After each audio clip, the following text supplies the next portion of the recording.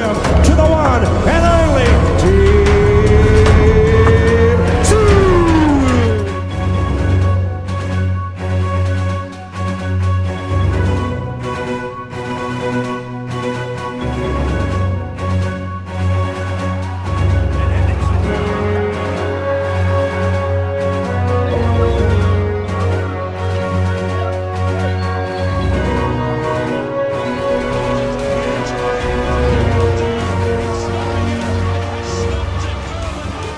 Hey guys, how are we doing? Welcome to Talking Boxing. It is, what is it today? October the 14th. 14th? Hang on. October the 14th, 2024. Apologies about that. Great to have you all along. I hope you're seeing me and hearing me loud and clear. Let me know if you're not. Of course, if you're listening on Spotify, well, too bad because you're listening to this after the fact, of course. So, guys, again, great to have you along. I said there's a few in the chat at the moment. Damien Rochester, old mate, a Big J. Mitch Cook is there as well, and Sean O'Sullivan. And I'm sure there's lots more of you guys and girls out there that are tuning in. And, again, it's all appreciated whether you're live or after the fact. And, again, if you don't or can't listen to me or watch live on YouTube, then make sure you check out Spotify. It goes for about 2 hours. So if you're on the road, on the train, whatever it might be, great listening, hopefully, for everyone concerned. So, guys, we'll get into tonight or this episode, and we'll start with Damien. Now, I've got the comments. Again, they're all muddled up for starters, but we'll see how we go. Let's start with Damien Rochester. And great to have you along yesterday too, Damien, for the live watch-along for Beterbiev and Bivol. I'm sure that's going to dominate the chat tonight. It was great. We had it was interesting. Probably the most dislikes I've ever had for a watch along. Now I understand it's only for the people that they tune in there and for the live stream don't get it and then go, well, up yours, I'll give you a dislike. So I think we had nearly 50. I think, this is crazy. So I think we had about 6,000 people that tuned in at some stage or another, but it's always good fun anyway. So again, if you did tune in yesterday, again, thank you. Geez, it was an early one, wasn't it? And I'll get to your question in a second there, Damien. Sorry about that, but it was an odd day because we had the knockouts and we had who was it? It was Eubank first, then it was Jye, then it was the heavyweights. I think we sat around for an hour and a half talking. Now it's unlike this show where there's lots of comments, lots to talk about. An hour and a half in between the co-main and the main was tough, but we got through it. So thank you, Damien. What do you got there, mate? Yes, the Japanese fight's on the weekend. And before you asked, no, I didn't see it. I forgot all about it. That's how well I'm going. At least Nakatani won't have to fight Inoue's brother. Now, after that upset last night, did you watch it? No. Bivol's team will be filing a protest. It was a close fight with the right winner. Yeah, I think you were one of the ones on the day, wasn't it, that was pretty vocal for Bivol. Well, on the first point, no, again, I didn't watch it. I'm kicking myself. I'm going to have to watch it on YouTube. It's an interesting one. Who was the guy? Who was it that beat Inoue? Whoever it was, Jason Maloney's actually been over there as the main sparring partner for him, and I'll have a look later. But I'm looking forward to having a chat with Jason when he gets back from Japan, because how good's that? He goes over there against Inoue's brother. Well, not Jason against Inoue's brother, but went over to help the sparring partner and got the job done. So, yeah, so I hope Jason's had a good time over there and learnt a lot, made some contacts, and hopefully we'll see him in the ring, back in the ring pretty soon. But it looks like, as you said there, mate, Nakatani won't have to worry about Takuma Inoue just yet. And it's all about Inoue now. And you would think that there'll be a rematch with young Inoue, and there's no shortage of Japanese fighters over there. It's just amazing, and it'd be great to see. There you go. Thank Jake. What's Jake the Cut Snake? How do I pronounce it? Zuzuma? I think you get who I'm saying anyway. But yeah, I will have to look at back or watch it back on YouTube. All right. Now the Bivol, yes, Bivol's team are going to file a protest. Now I think it's not because of the actual result. I think Bivol himself actually took it quite well. His team, not so much. Excuse me, particularly Eddie Hearn and his manager. They were very vocal at the press conference, but I think in this instance it's a protest about one of the judges, and I think it's the one that had it 116, 112 for Beterbiev. Now, again, everyone knows the way I feel. I thought Bivol won, but I get what you say there, Damon. It was close. The right guy won it. Whatever. That's great. That's your opinion. That's cool. I thought Bivol won, but even if you thought that Beterbiev won, to have it 8 rounds to 4, I can't see it. I just cannot see how Beterbiev won 8 of the 12 rounds. I can't see how he won 7, but again, that's just my point of view. I actually had it, initially I had it 9-3. I watched it again and had it 7-5. So I adjusted my view just a little bit, but still, I thought Bivol won. But again, how could you have Beterbiev winning 8 out of the 12 rounds? It's just incredible to me. All right, Big J. Here is an interesting one for you. Okay, that's interesting. What do you got? I did a video on some fights that never should have happened. Okay, Aussie fights by the looks of things there. Chalk Mundine versus Lester Ellis. Liam Paro, Brock Jarvis. Justice Hooney, Paul Gallen. And do a list. I don't mind that, actually. Big J, geez, you put me on the spot there. What do we got? Can I do a list? All right, I'll have a think about that.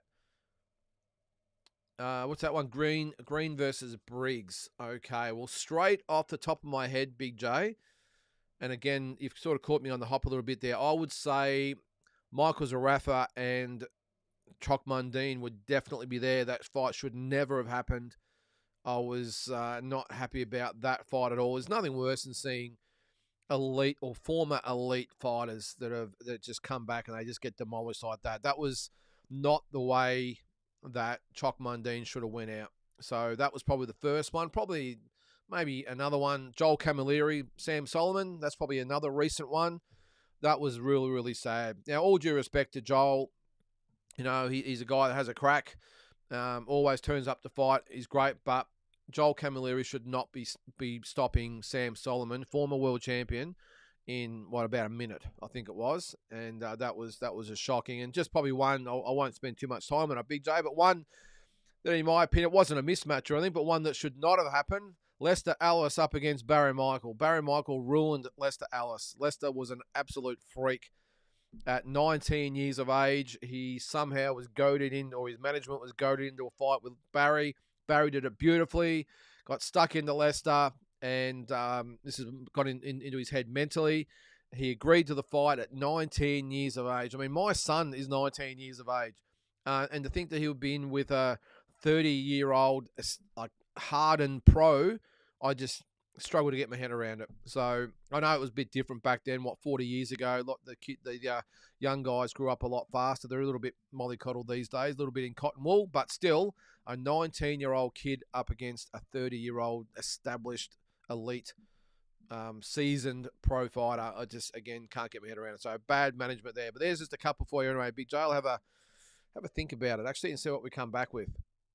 What do you got there, Mitch? If it isn't too much of a hassle, I would absolutely love to be able to listen to Walking Boxing on Spotify while at work each day. Not sure how hard that is for you to do.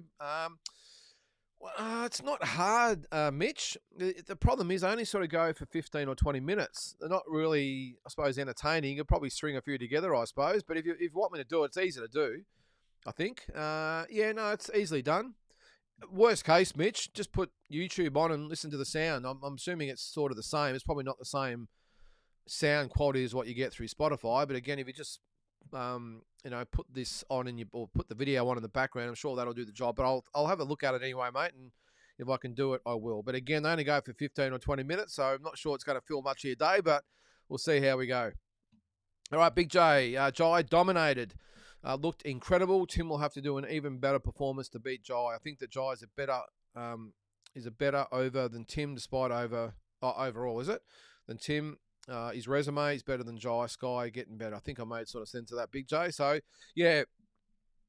Excuse me. Yeah, I think, first of all, Jai looked absolutely fantastic. Couldn't have done it any more.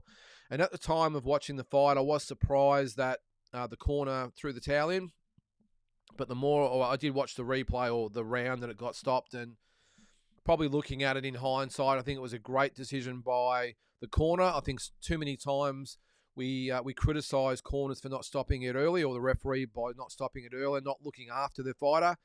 And when you've got a fighter like Jack Massey, who was way over his head, he was getting really beaten badly each round. I don't think he was actually getting hurt or really knocked around, but he was getting carved up, lost every round. So I think it's a good option just to throw the towel in, live to fight another day, and be done with it. But geez, Jai's going to do that a lot over his career, I think. He's made some pretty good fighters look ordinary. And I know there's been talk, with the Marius Breeders thing, that how well Marius Breeders did and this and that. But look, when you look at those fights, Jai probably won 10 out of the 12 rounds, or worst case, 9 out of the 12 rounds, even against Breeders. Now, it's not disparaging Marius Breeders. A great champion and a great warrior. It did give Jai plenty to think about. But you got to remember, up until Jai was injured in both of those fights, he'd barely lost a round. So that just shows how good Jai Opetaia is. And I think he can do some big things at heavyweight. So looking forward to him going up. Now, whether he stays at cruiserweight and tries to unify the belts, I think if Billum Smith or Zerdo, whoever wins that fight, whoever else is around at that weight, if I was Jai, I wouldn't be waiting for him. I'd just be moving up and to spend maybe an extra 12 months getting another 2 or 3 fights under your belt at heavyweight on the fringes, and then go for the whole lot and try for a big fight there. So, and that's for the resumes. Look, excuse me. Look, I still think Marius Breeders is obviously a big scalp to have on his record, but I think maybe Tim still might have the slightly better resume, or might be arguable, maybe not. I think they're about on a par. But if you're asking who is the better pound-for-pound fighter at the moment, I would say Jai Opetaia. I agree. Skye getting better, but she's not making many people happy, Big J. Look, I really admire, I said in my walking boxing this morning, that I admire the way she fights, the hit and don't get hit thing. Remember, it's an art form as well, the sweet science, as they call it. It's not about getting in there and having the rock and sock 'em type of fight all the time. And she barely ever gets hit, barely has a glove laid on her. So that's great. It'll keep her winning. The issue I've got, though, Big J, is that whether she's going to be on those big cards, whether someone like Turki Al-Sheik's going to want her on that card. He wants action fights. He wants 50-50, good, solid fights. And whether it's men or women, I'm thinking it's going to be the same. And unfortunately, as good as Skye is, she's not a crowd pleaser. And she does tend to irritate a lot of the fans out there with her lack of inability to want to engage with her opponent. So again, I said in walking boxing this morning, I still can't believe that no one's figured out or even attempted to change the fighting style and try and cut her off and maybe rough her up a little bit, whatever it might be. But yeah, it's a lot for the opposition trainers to try and work Skye out. But make no mistake, Big J, I agree, she is getting better. And I actually, strangely enough, give her a slight chance against Amanda Serrano. The problem is Amanda Serrano is going to do everything I just said. She's going to go after her. She's going to cut the ring off. She's going to punch her hard. She's not going to try and outscore Skye over 10 rounds like some of them do. She's going to try and knock her out. So it's going to be a tough fight, but give her an opportunity to win that fight. All right, what's that, Damien? Did you hear about the DAZN lawsuit? About time they got what's coming to them. Not sure it's about time, Damien. What have they done? Do they upset you? Obviously, at some stage, they do charge, well, a little bit more than obviously they used to. I think they've been okay. I don't really think the monthly subscriptions worth it. I just don't think you get value for money. That's why I just pay for the year, and it works out to like $8 or $9 a month. But I think the lawsuit you're referring to is it the fact that they've been taking subscriptions, whether it be monthly or yearly, out without authorization, Damien. They've been renewing them, I think it is, without the person or the subscriber actually okaying it. If that's the case, not the only one. Maybe America's a little bit different or wherever the hell they're based. But I know, well, for instance, here, for the football memberships, my Carlton memberships, I get them every year just for the family. The non-attending games, it's pretty much just a donation because the family doesn't go. But they renew it automatically every year without even asking me. So that's illegal, I don't know. But they must do it to about 100,000 people because that's how many members they've got. So maybe it's a little bit different overseas. But yeah, that's what you're referring to, mate. I did read about that last week, I think it was. There's Eminem. How are you there, mate? David, long-time listener but rarely comment. Well, don't be shy, David. Let's hear what you got to say. This is why it's called Talking Boxing. Let it out. Let's have a chat about it. Doesn't matter what subject it is. If it's boxing, put it on the chat and we'll have a chat about it. All right, Mitch, I don't care what anyone says about being boring.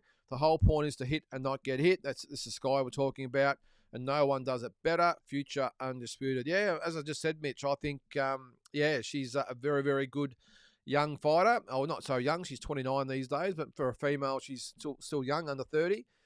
I think she can do it. Look, the featherweight division, let's face it, isn't, apart from Serrano, isn't the most deepest division out there. But you can only fight who they put in front of you. And so far, I don't think anyone's really even tested Skye, let alone come close to beating her.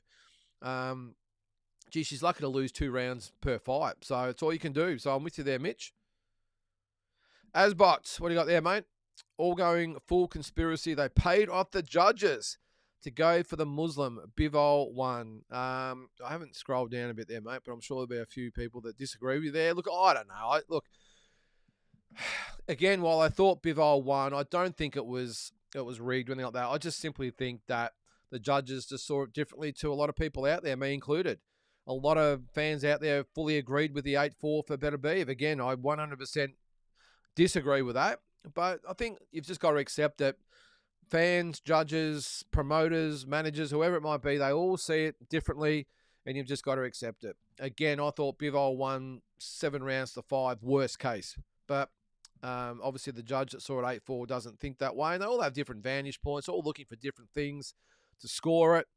But I don't subscribe to the conspiracy, mate. Look, I've got no doubt that sometimes it happens, the house fighter wins, but in this case, I don't think either one of them was really a house fighter, were they? I think this was one of the, like you say there, the conspiracy theories is that Beterbiev is obviously a Muslim.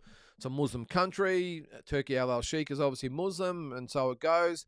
But Bivol, I would have thought, was probably Turkey al-Sheikh's favourite out of the two. So I don't know. Look, end of the day, I just think the judges, they just saw it differently and scored it accordingly. All right, Eminem. Premier Boxing Series event the other night was decent. Good to see Benny Mahoney back and Jalen Tate back on the winners list. Eminem, I'm extremely embarrassed to say that I forgot all about it. Saturday night, I was looking for something to watch, and here is me with my boxing channel that tries to keep everyone else up to date, and I completely forgot about it. I knew it was on, but I was in a little home theatre here at home and had a movie on, trying to find something to watch, and didn't even realise that the fights were on 7+. So, yeah, a little bit red-faced today, mate, but I will go back and watch it because I'm with you there. It's good to see Benny Mahoney back and Jalen Tate. I agree with that. Benny Mahoney's got to get going. He's sort of been treading water for probably the last 3 years. He needs to really get his career on track. He's got the ability. We need to see what he's got. Jalen Tate, only a young guy, no dramas. Just get a win under your belt and then move on. I think he's got plenty of time to learn his craft, Jalen, and I think he's got the ability to rebound and be a good young fighter. Yes, Damien, it is too. Nakatani tonight. Good call. What time's it on, Damien? Let me know. What time are we off air? About 9 o'clock here, so I should get to see the main event anyway. Tommy, yes, thank you, mate. I appreciate that. The GOAT, appreciate that. Eminem, are you kids in the boxing? Sort of. My youngest son, Eminem, could not give 2 shits about boxing. He watches the UFC. He doesn't mind. He's one of those typical 17-year-old kids coming up. He loves UFC, loves basketball, loves his rap music, all that stuff that I really don't like, if I'm being honest. But yeah, so he might come out and look, if Canelo's on or Tim Tszyu's on or one of those big fights, he might come out and watch it or watch some highlights later. But yeah, he's definitely a UFC guy more than anything, mate. And he's more into his basketball. He's a Boston Celtics tragic, so that takes up most of his time. My oldest son, who's 19, about to turn 20, he likes the boxing. I've actually done a bit with him in the past, mainly some pad work, some technique. Sparred a couple of times, nothing serious or anything, but yeah, he goes all right too. But he likes the boxing. He's probably more the one that likes to watch. He likes to come to the boxing as well, comes to the footy with me and all that sort of stuff. But yeah, I'm not sure he ever wants to have a fight or anything, but he does like to do the training. He's more into this, the weights and all that sort of stuff. And I've got to be careful if I want to get in the ring with him because about 6'3" and about 90 kilos. So I've got to watch myself around him these days. I'm just a little fella, 5'8" and about 80 kilos. So, all right, who we got? Sam. Never like talks of future fights ahead of an immediate fight, but saw today apparently 38 million for Crawford versus Tszyu. In talks with Turkey if Tim wins, possibly in Oz. Oh, that's a great rumor there, Sam. 38 million, I couldn't see it. I can't see how that generates $38 million for the purses, let alone to make a profit out of the event. Look, Tim's obviously a massive draw here in Australia. Crawford, arguably in the top 2 or 3 pound for pound in the world, all-time great, Hall of Famer, all that sort of stuff. But 38 million, I can't see it. Even for Turkey Al Sheikh, I can't see it. And in Australia, yeah, look, it probably makes sense to have it here. They would probably get 50 or 60,000 to see it live. The pay-per-views wouldn't be affected at all because, of course, they go all over the world and people watch it in the lounge room. So that's not going to really matter where the fight is as long as the timing's right, which it will be. Yeah, if that's the case, geez, what would the split be between the two? You would think it would be probably 25 for Crawford and 13 for Tszyu, but that's just astronomical numbers, mate. I don't believe it. I hope you're right, but I couldn't see how they would put up $38 million for Terence Crawford and Tim Tszyu because I just don't think it sells enough to pay for it. I mean, geez, how many pay-per-views would they have to sell? Canelo versus Tszyu, maybe that's probably got the potential, but geez, let me have a look here, Sam. I'm just going to do a quick bit of sums here. Let's say they charge $80. I'm going to type in 38 million divided by $80. I'm just sort of putting it out there. It's about 500,000 buys. Yeah, man. No, I still don't think they could get it, Sam. I reckon here in Australia they might get 50,000 buys. Who knows? Maybe even 100. But worldwide, are they going to get that back? And then they've got to make a profit of it. I know the gate would be big as well, so maybe it's only got to be about 400,000 buys. It's still a lot of buys, especially considering they want to make money out of the event. I hope you're right, mate, but yeah, I doubt it. We'll see. All right, Tommy, what do you got there, mate? Beterbiev versus Bivol is so controversial. I'm stuck on a draw, and even though I hate draws, I thought that would have been ideal. Yeah, no, it's probably not a bad way to look at it, Tommy. And I think when they announced the decision, I thought we might have got the draw. I thought when they announced 114 for starters, I thought we might have had one judge for each fighter, if I'm being honest. I didn't expect a majority decision. And if it was majority, I thought it would have gone to Bivol. But soon as I said before, I thought Bivol won clearly. So when they said the first card of 114, I remember just a slight little knot in the stomach, thinking, oh, okay, maybe I've seen this a little bit differently to everyone else out there. And then, of course, they announced it was a 115, 113, 116, 112. And when they said that, I must admit, I just had this gut feeling that it was going to go to Beterbiev, even though I 100% disagree with it. And, of course, they did. So, but a draw, mate, probably not a bad look at it. And probably in hindsight, with all the, or looking in the concept of it is at the moment, in perspective, I should say, with all the back and forth and the two sides of it, maybe a draw would have been the ideal way. And I don't think anyone would have really argued with the draw. There would have been, I probably still would have argued, but I would have thought, okay, 7-5. It's only one round either way. Okay. And I think probably 99% of the fans out there had it close. There wasn't many people, apart from the judge, of course, that would have had it one way or like heavily lopsided. So, yeah, maybe a draw with everyone thinking, okay, I maybe thought Beterbiev won, but a draw's okay. Or I thought Bivol won, but it was close enough, so a draw's okay. But, yeah, 8 rounds to 4, mate. I just don't get that one. All right, Sean, Chris Eubank Jr. Oh, here we go. And Connor Ben are members of the Michael Zarafa Flog Club. Tim Tszyu would wipe the floor with them both. Oh, well, if you've listened or watched my walking boxing videos, well, you know how I feel about these guys, particularly Connor Ben. I'm with you though, mate. I like it. I did call him, the king of the boxing wankers out there at the moment. But the Flog Club, I don't mind that. Conor Benn, look, if I lined Conor and Michael up side by side, I'm putting my money on Conor Benn to win that one. What a tool. Just, mate, look, I don't know. Maybe I'm reading too much into it. Maybe he's a nice guy. I did see he had a selfie with Tszyu Brown over there and got the photos and all that together. So maybe it was just an in-ring sort of thing. But what I saw at the press conference or weigh-in, whatever it was, and then in the ring, it was so cringeworthy.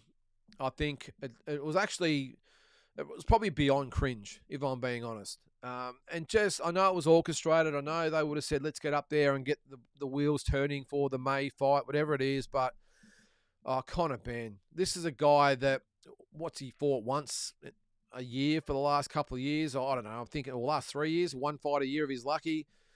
Hasn't been impressive at all, if you ask me. I thought his last fight in the States was far from impressive.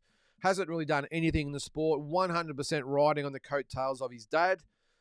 And he gets up in the ring and carries on like a complete, as you say there, a complete flog. And I think that's been kind, Connor.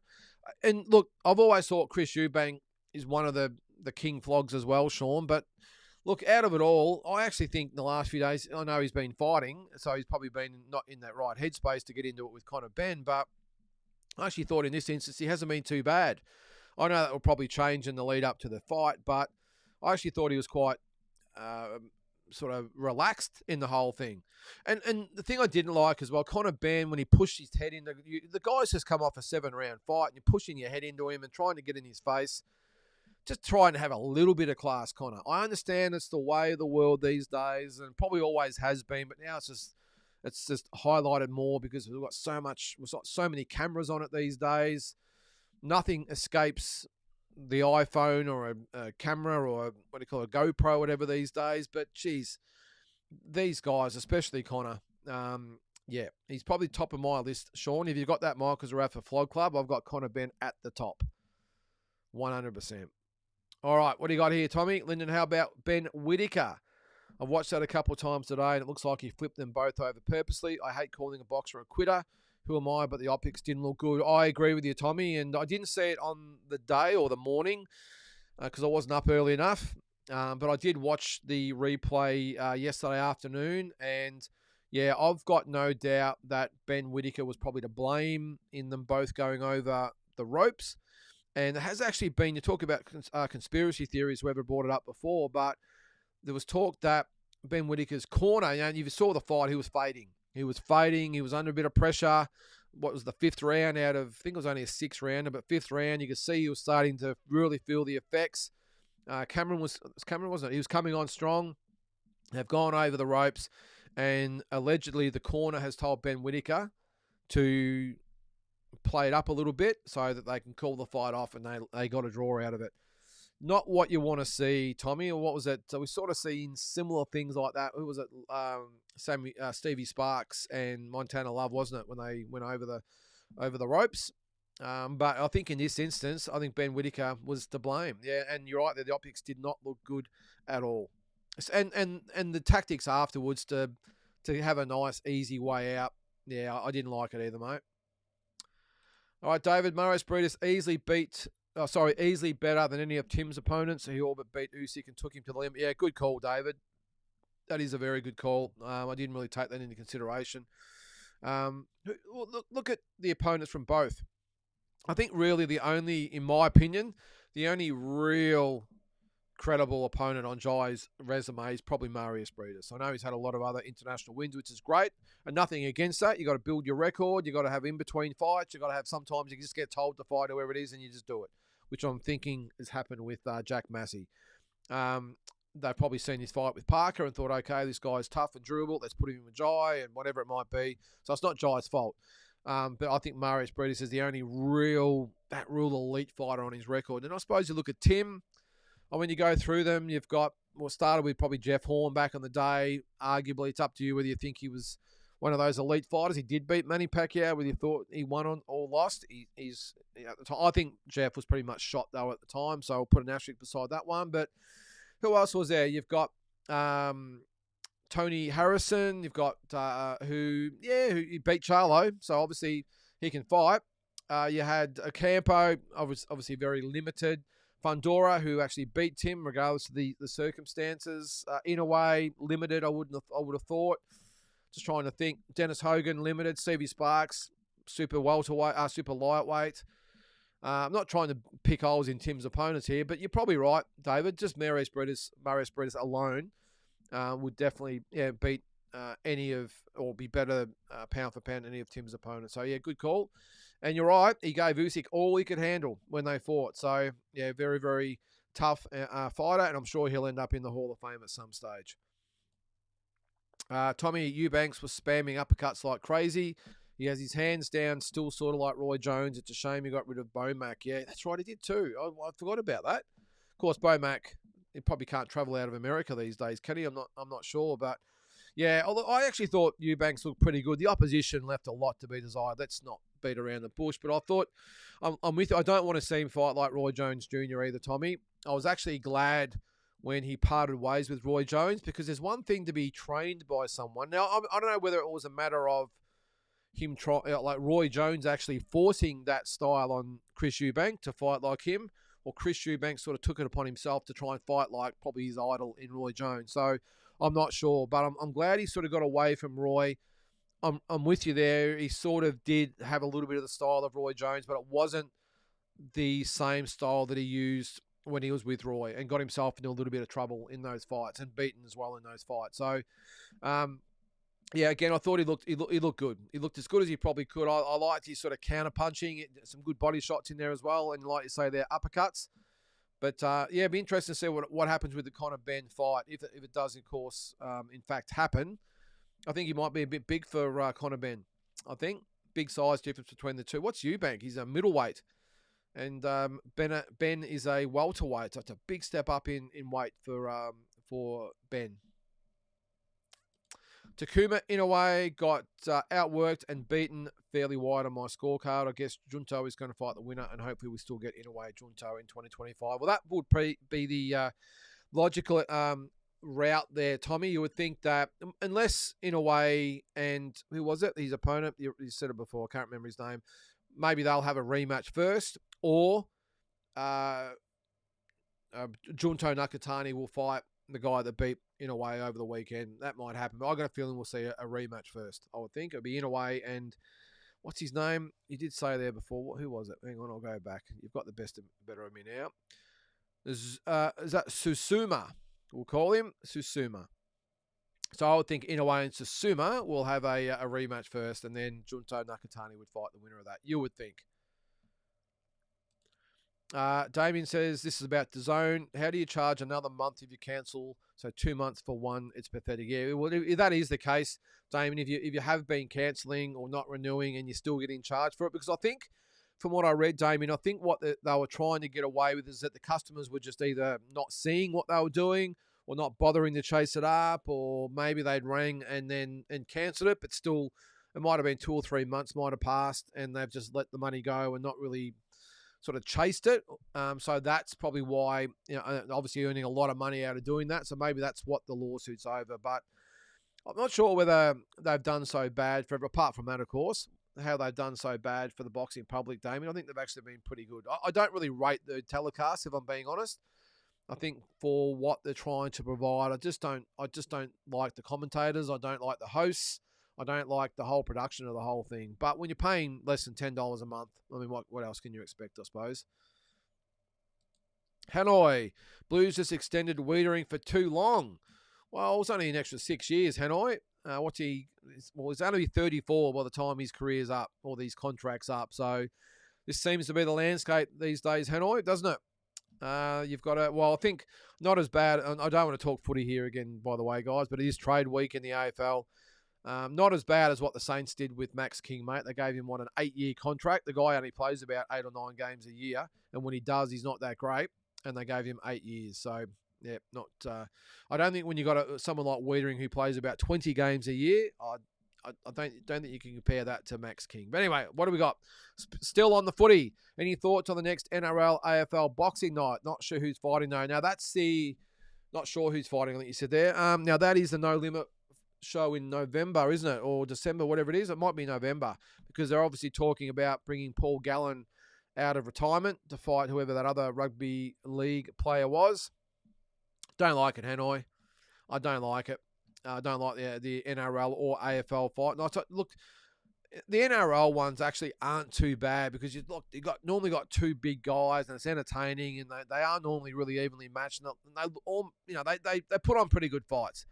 The AFL ones look absolutely shocking because the AFL players haven't really they get those old guys in there and it just doesn't look right. They don't get trained up properly. One of them ends up getting knocked out. I don't like the look of it, Hanoi. The AFL one I'm talking about.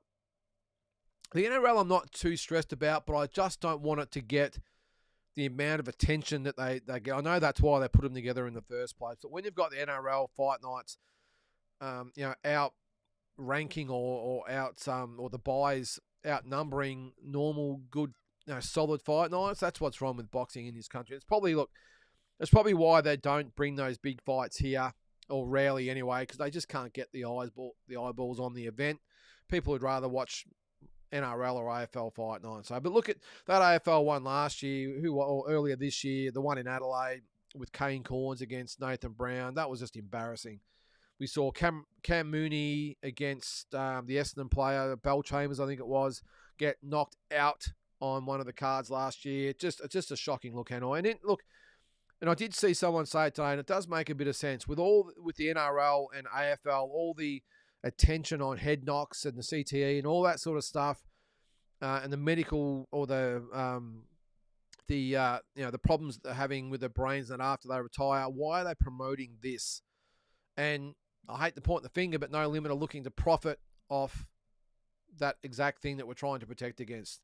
Retired ex over the hill rugby and AFL players to get in there and bash each other for our entertainment. Yeah, I don't like it. Anyway.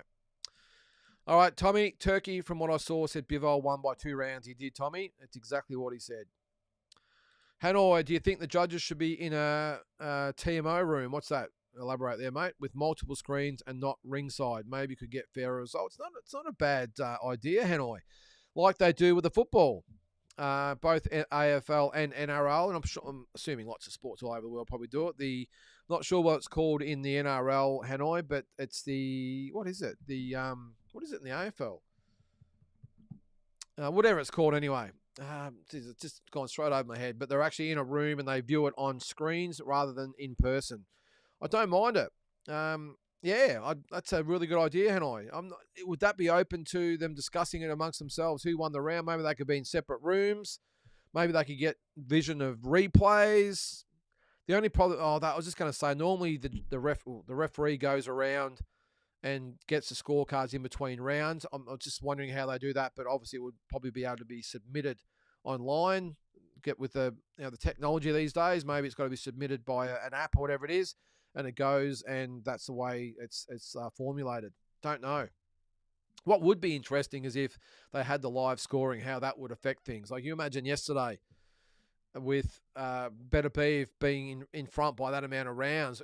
If people were booing, would that affect the judges thinking, oh, geez, they obviously don't agree with me. Maybe I might give the next round to the next guy to maybe even things up. So, but I don't mind that. I don't mind that idea. Get them in rooms away from the other officials, the members. I've actually seen judges being intimidated at ringside by the supporters of a particular fighter. Not a bad idea, Hanoi. I like it. I thought you might have forgot with the lack of content for it. What was that for, ma'am? Sorry, what was your question again? In the kids into. Okay, so I'm not quite sure what you were saying there, mate, but elaborate. Sorry, mate, I've been a long day. It's only Monday. All right, Asbot.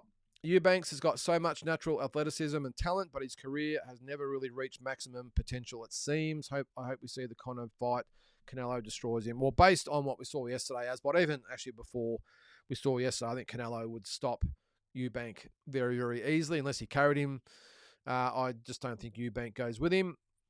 I don't think he's got the boxing ability, the boxing IQ, or the power to worry Canelo at all. But that's why the Conor fight makes a little bit better sense, and maybe the money's the same. I mean, both of those guys, based on the names, are going to make a lot of money against each other. But I'm with you there that he's never really got going he's always, for me, he's sort of stuck in first gear. He might get to second or third, then he has to go back to second. It's just never really got going for any particular reason, whether it's inactivity or he has a loss or he has a bad performance. It's just never really happened for Chris Eubanks, which is why, he's probably got to weigh up who he fights, Canelo or Conor. Be interested to see who he chooses. All right, Tommy, the Nakatani main card just started. So we've got about an hour and 20.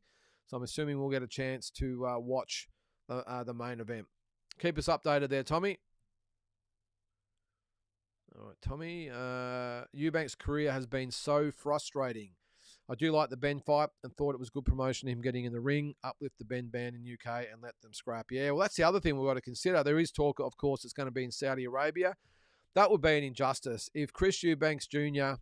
and Conor, I was going to say Nigel Ben Jr., but Conor Ben fight in Saudi Arabia, what an injustice that would be. Two of the biggest names in UK boxing history, and they're fighting in Saudi Arabia. It'd be almost like Fury fighting Joshua in Saudi Arabia. I'm sure they would like it to do it in England because they'll probably get 50 or 60,000 people there to watch it. But yeah, the ban is in place. And Tommy, let us know what's the latest on that. Anyways, has it been upheld? What's going on? I know there was appeals and all this sort of stuff going on. Let us know the state of play with that. But as far as I know, he's banned in the UK for good at the moment, which is why he fought in the US earlier this year and will fight next year in Saudi. So. All right. Andy's in the chat. How you going there, mate? Welcome to the show. Double G says, yeah, I read that on Fox Sports too. George Rose has revealed a $38 million showdown. Well, I think all you guys probably should know by now that if you need a headline or some eyeballs or some attention on your event, you roll out something like this. This is what you do. Now, what was it on Fox Sports? Let me have a look. I'm sure it's going to be on the main event page. They would normally share that. Let me have a look. When was it on? All right. I'm looking through there. Nothing at the moment. All right. I'm sure it's on there somewhere. But make no mistake, Double G. What would be happening at the moment? Look, when you think about it, there has been comments from George Rose, not happy with Bakram Murtazaliev, hasn't been available for interviews or appearances or anything. The Rose brothers aren't happy that Tim's had to carry the whole event the whole way through. So there hasn't been a lot of attention on this fight. Of course, all the Tszyu diehards are going to buy it. Of course we will. But the casual fight fans that haven't really seen much, because even the stories they put in all the papers, it's all just Tim this and Tim that. There's been nothing really on his opponent. So I can understand the Rose brothers aren't happy with that. So what better way to maybe get a few extra headlines, bring that out that Tszyu is going to fight the number one. I'm sure they dubbed Crawford as the number one pound-for-pound fighter in the world. What better way to get everyone talking about it and get the papers and the TV and all that all over it? What better way to do it than to put that out there that Tim's going to fight the number one pound-for-pound fighter in the world for $38 million? I'm still doing the sums. I can't see how it generates. Well, you think they'd put it on. That's just to pay for the purses. The whole event and them to make money, it's probably got to generate close to $50 million. They've got to have undercards. They've got to have the event, the cost of the event itself. They've got to make a profit. You would think the PBC would probably want their sort of $5, $6, $7, $8 million profit out of it. I didn't actually think about that before. The broadcasters have to get their money. So in Australia, we'll do the sums again. I know I've got a bit off track there. $38 million. Let's just say it's $45 million. No, it's got to be 50. It's got to be 50 to make sense. Now, divide even if it's $70, let's say. Let's just say 700,000 views. Now, the other thing we're not thinking about here is that main event will take half the money. So that's only half. So they've got to sell double that. They've got to sell 1.4 million views around the world. They're not going to get that amount of views. So again, it's great for headlines, but I would be staggered. I won't be staggered if they fight. I will be absolutely staggered if it was a $38 million payday. It's just not going to happen. If Crawford fought Canelo, it's probably not going to get that amount of money. Canelo will probably get his 50, but Crawford probably gets 20, maybe 25. He's not going to get that fight in Tszyu. Just not going to happen. I remember back in the day, there was talks about bringing Canelo Alvarez out to here in Australia and fighting Anthony Mundine at the MCG in front of 100,000 people. It was never going to happen, but geez, the media were all over it. So it's just the way things roll. But I would be amazed if that was the case, Double G. But I will try and find that article from Fox Sports. 38 million. Can't see it. All right, Blank Man. How are you there, mate? What do you got? Bud ducking Fundora. I don't see him getting Canelo fights, so why let Spence do your dirty work? Well, I think what's happening there, Blank Man, is that Bud has no intentions of fighting anytime soon. I think he's 100% waiting it out for Canelo to make his decision. Canelo's probably said, I'll make my decision at the end of the year. Fundora, in the meantime, is saying, look, I want to fight end of the year or start of 2025. I need to get something in place. And Bud said, well, I can't give that to you because I'm waiting for Canelo. Canelo's saying, well, I'm Canelo Alvarez. I'll do whatever the hell I want. And I'm not going to make my decision until early 2025. So that's probably why, I don't think Bud would be ducking Sebastian Fundora. I think just saying that out loud is a little bit silly that Bud Crawford would be ducking Sebastian Fundora. I think he beats Fundora easily. I'm with you. Look, I was just going to say I'm with you as far as not getting the Canelo fight, but stranger things have happened, and I'm just looking if now Eubank's off the table, Benavidez is off the table. Who else is going to fight? It's got to be Billy or Crawford when you think about it. Who else is there at 168? There's nobody. So all of a sudden it does make a little bit more sense. If it gets announced that Canelo is fighting Crawford, well, I think we'll start retracting those comments that Bud's fighting Fundora. At this stage of his career, and I don't blame him, it's about getting the biggest fight that he possibly can get before he retires. We've just seen it last week. Vasily Lomachenko, just like that, hasn't been official, but there's word. The word is that he may retire because he's at same age as what Crawford is, 36 years of age, and overnight he's like, you know what? I can't do this anymore. I've been boxing since I've been a kid. Probably had all up about 350 fights, amateur and pro. All he's known his whole life is boxing. Probably set for life money-wise. He's like, you know what? I'm 36 years old. I can't do this anymore. I am out. And Crawford might be in exactly the same boat. And maybe he already is. Maybe if he doesn't get the Canelo fight, he simply retires. And I wouldn't be surprised if that was the case. So this is maybe why Bud's not talking about Fundora. And he said, look, go and fight Spence. I couldn't care less. Whatever. Go do it. He's not really talking about fighting anyone.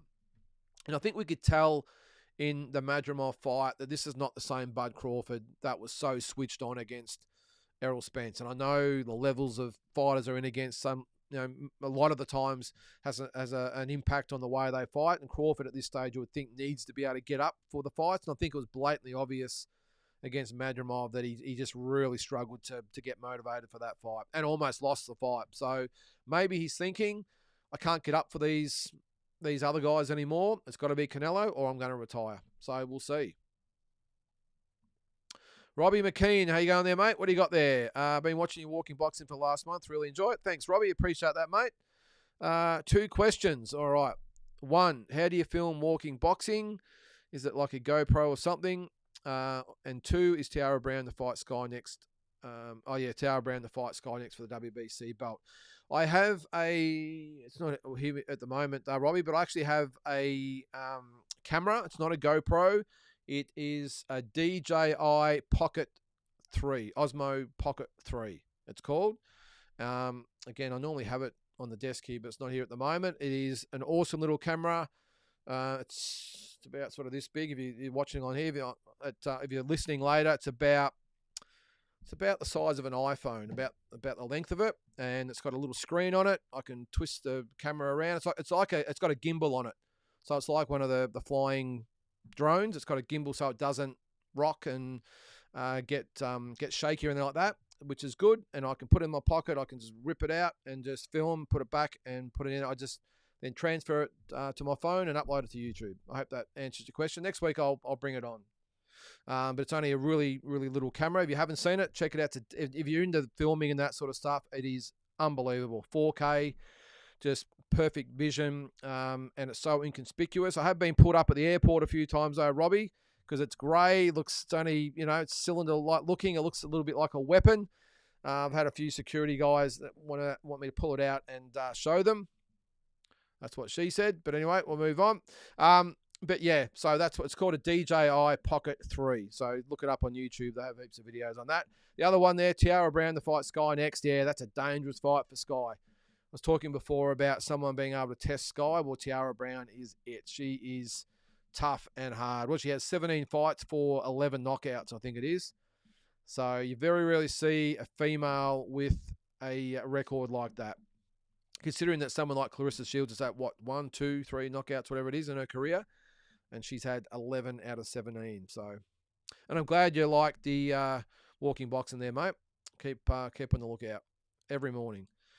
She'll knock Skye out to become a new champion. My opinion. What's yours? I'm going to back Skye Nicholson to win the fight, Robbie. I think it's an extremely tough fight for her, but Skye's just made it look so easy so far.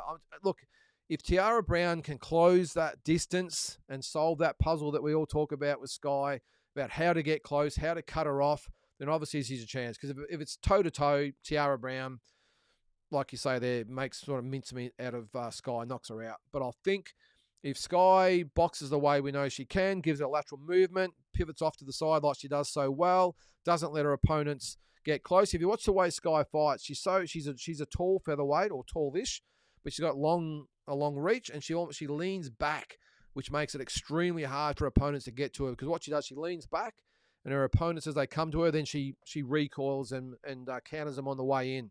So very, very good at that. I remember seeing a lot of her as an amateur, exactly the same style.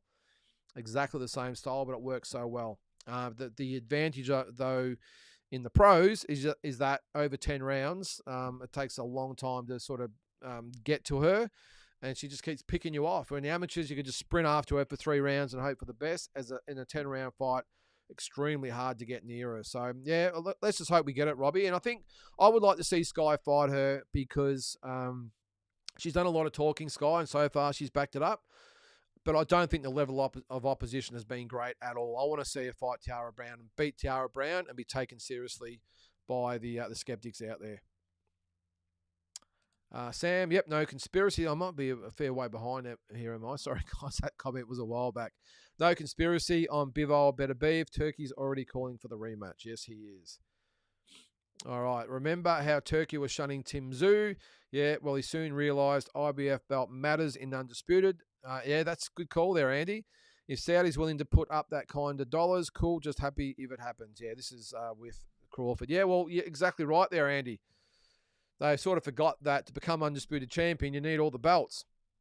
And as of Sunday, we all expect Tszyu to capture those belts, although there has been more and more talk from what I've seen that a lot of people backing Murtazaliev. I think he gives Tim a very, very, very tough fight, but I think Tim wins a hard, close-ish 12-round decision, just for what it's worth. But we'll be doing a live watch-along on Sunday. But, yeah, good call there, Andy. Turkey, I think he's starting to understand how the boxing world works. You might have control of all the fighters, but you can't have undisputed champions if they don't fight other belt holders. All right, I think I've missed a couple. No, all right there, yep. Robbie Jones, hey, Robbie. I think Beterbiev, being the A side, should get a smaller ring in the rematch. Well, he is the A side now, isn't he? Before yesterday, he wasn't. I think it was level pegging as far as who was the A and B. I think they're both the A side, but now that he's the actual undisputed champion, well, he'll be able to enter the ring second, be introduced second. I did see they split that yesterday. I think Beterbiev came out first, but Bivol was introduced first. I think that's the order they had it. Correct me if I'm wrong. But now he's the definitive A-side, Robbie, and you're right. He should look. Yeah, the ring. I don't know. Is there? I don't know the stipulations when is it the promoter's decision? Is it between the fighters? Is it the sanctioning bodies? I'm not quite sure. It's a good point you raised there, Robbie. I've never really given it a thought, to be honest, about who decides the ring size. I'm assuming it's the fighters themselves. I think, and especially in this case where you got 4 sanctioning bodies, impossible to all come to an agreement, of course. But I think it would be in the contract. But yeah, that he'll sign the rematch as long as there's a smaller ring. Maybe. Yeah, good call. All right, Asbot. Jai Opetaia is just a bad, bad man. Legit one of the scariest guys in the ring. You can see it in his eyes. He's all business. Yeah, it is the thing there, Asbot. Like, when he looks at his opponents, he looks through them. And it's not just, okay, I'll pose for the cameras, I'll turn and face as they do. The photographers say, all right, boys, you face the crowd, now face each other and all that sort of stuff. And they do the obligatory face off, and you can see it's like, okay, can we get this over with so I can go and eat or do whatever I got to do? And they do it. Jai looks at them like they've stole something from him. He really does. And you're right, he's a bad man. I'll tell you what, though, Asbot, I'm not sure whether you've met Jai. I promoted Jai about 7 years ago in one of his earlier fights. I think I've said on here before when he fought the American when Virgil Hill bought him out. And it was actually supposed to be a Tasman Fighters show in Samoa. It was supposed to be when I was working in with Tasman, or I'm not sure what it was called Tasman back then. Oh, it would have been. Yeah, it would have been with Mick Francis. And the show had to be cancelled for a particular reason. I can't remember what it was. So they moved the fight onto my show, which was around the same time. So it worked out perfectly. So they put Jai in with the American, obliterated him in a round, by the way. But I'll tell you what, I got to talk to Jai. He's the nicest bloke you will ever meet. Outside the ring, he will do anything for you. He will talk to anybody. When I say talk, anyone with a camera or whatever it might be, he'll give him the time. Family, beautiful family. His dad is an absolute legend as well. Just the whole team were absolutely fantastic to deal with. And actually, another time I spoke to Jai was I did a video. I went to the Hall of Fame dinner a couple of years ago, 2022, when he just won Fighter of the Year, I think. I think that's what it was. Or he might have just been down because he just won the belt, whatever it was. But he flew down from Queensland or Sydney, wherever he was based. I think it was Queensland at the time. And he came down. He still had the jaw shut and everything like that, or wide, I think it was. And he could talk, but it wasn't the best. But again, just talked to everybody, shook hands, took photos, you name it, he did it. So I've got nothing but respect for Jai Opetaia, mate. And but I wouldn't like to be standing on the other side of the ring, just quietly. But yeah, fantastic guy, and hopefully future heavyweight champion.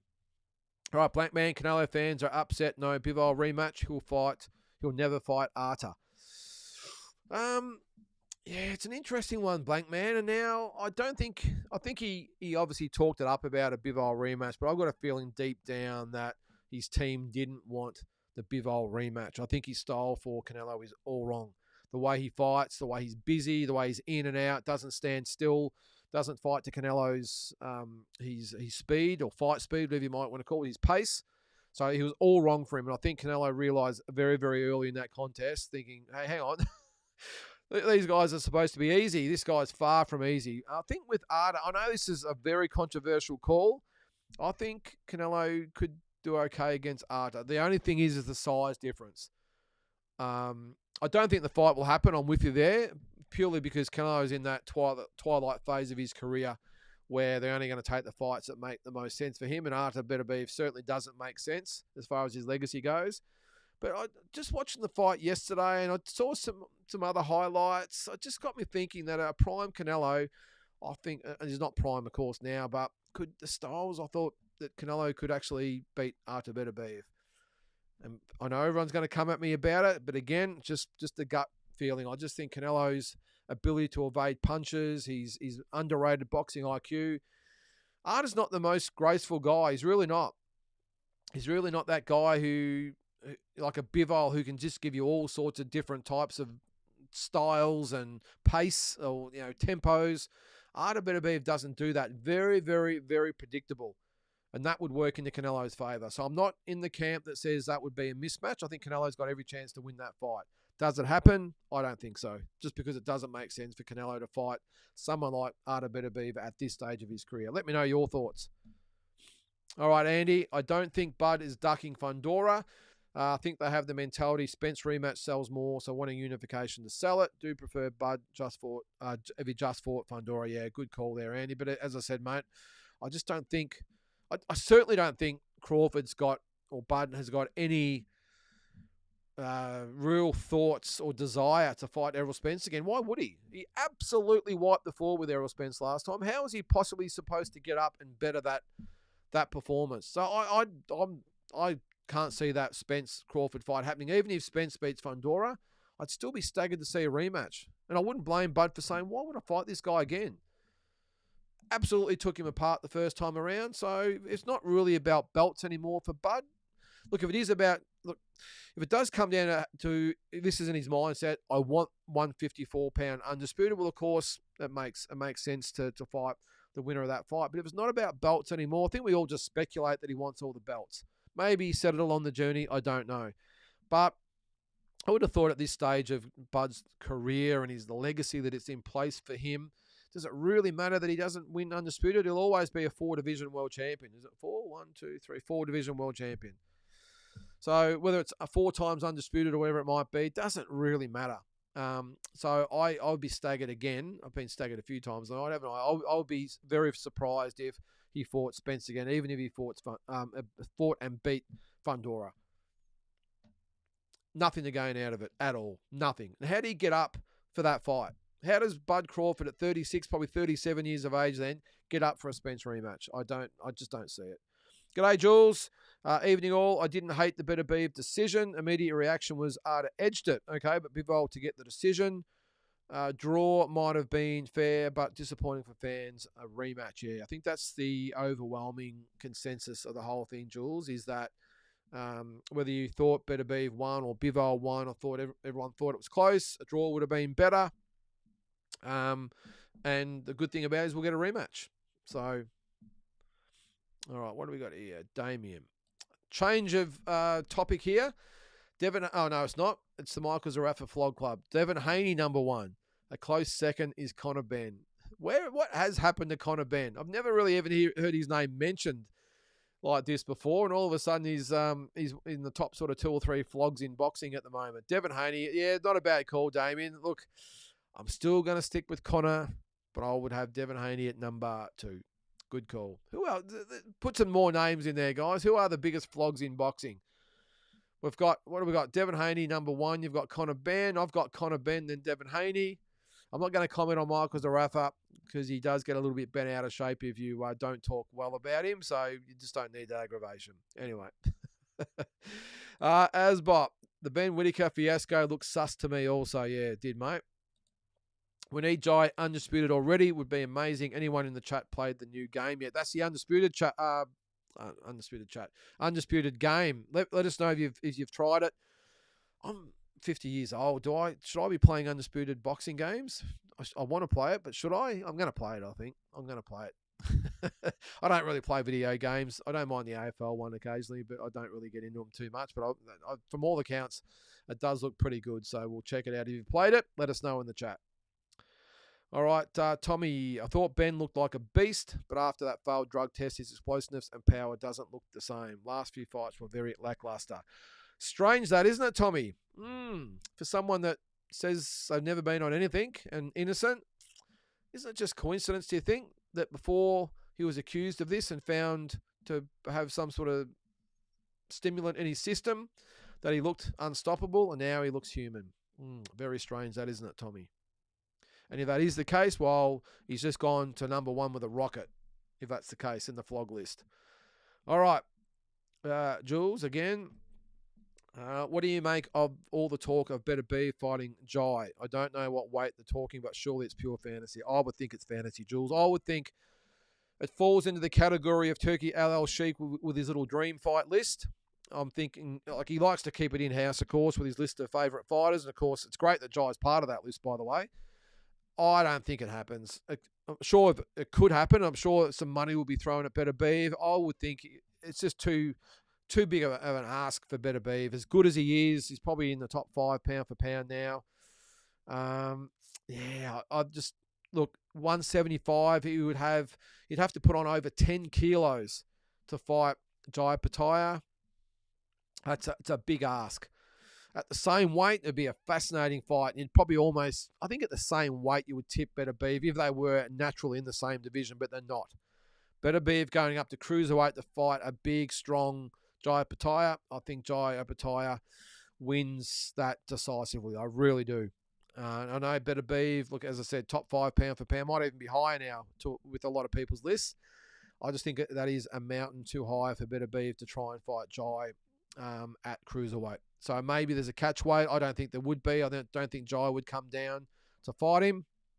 I think what happened, Jules, after the weekend, It's Beterbiev than Bivol. I don't think we should even waste time about him fighting Jai. I think it's going to be the rematch, and then you would think he'd retire. What the hell is Conor Benn's hairdo? Says Jake the Cut Snake. I'm with you, mate. I looked at it and went, what are you doing, mate? What are you trying to accomplish here? You didn't say it's like a slick back sort of 60s hairdo. Doesn't do well, mate. Jake, I liked it when he had the crew cut. That new hairstyle just does not suit him. Jeez, fair income, Connor. All right, Dave, what do you got there, mate? Dave Griffiths. Ben Whittaker left the ring before the decision. Is that right? I didn't see that. He apparently hurt his ankle. Why did they have to rush him out of the arena before he spoke? Because they thought they lost. Yeah, well, in the wheelchair too, David, they had to put the mayonnaise on it too, didn't they? Yeah. But even if he hurt his back or his ankle, he didn't look that distressed to me. Not enough to rush him out of the arena in a wheelchair and whatever. Have a chat to him. Yeah, I'm with you, David. It's very, very sus. Very sus. And he says, wish Jai Opetaia could land a cruiserweight unification.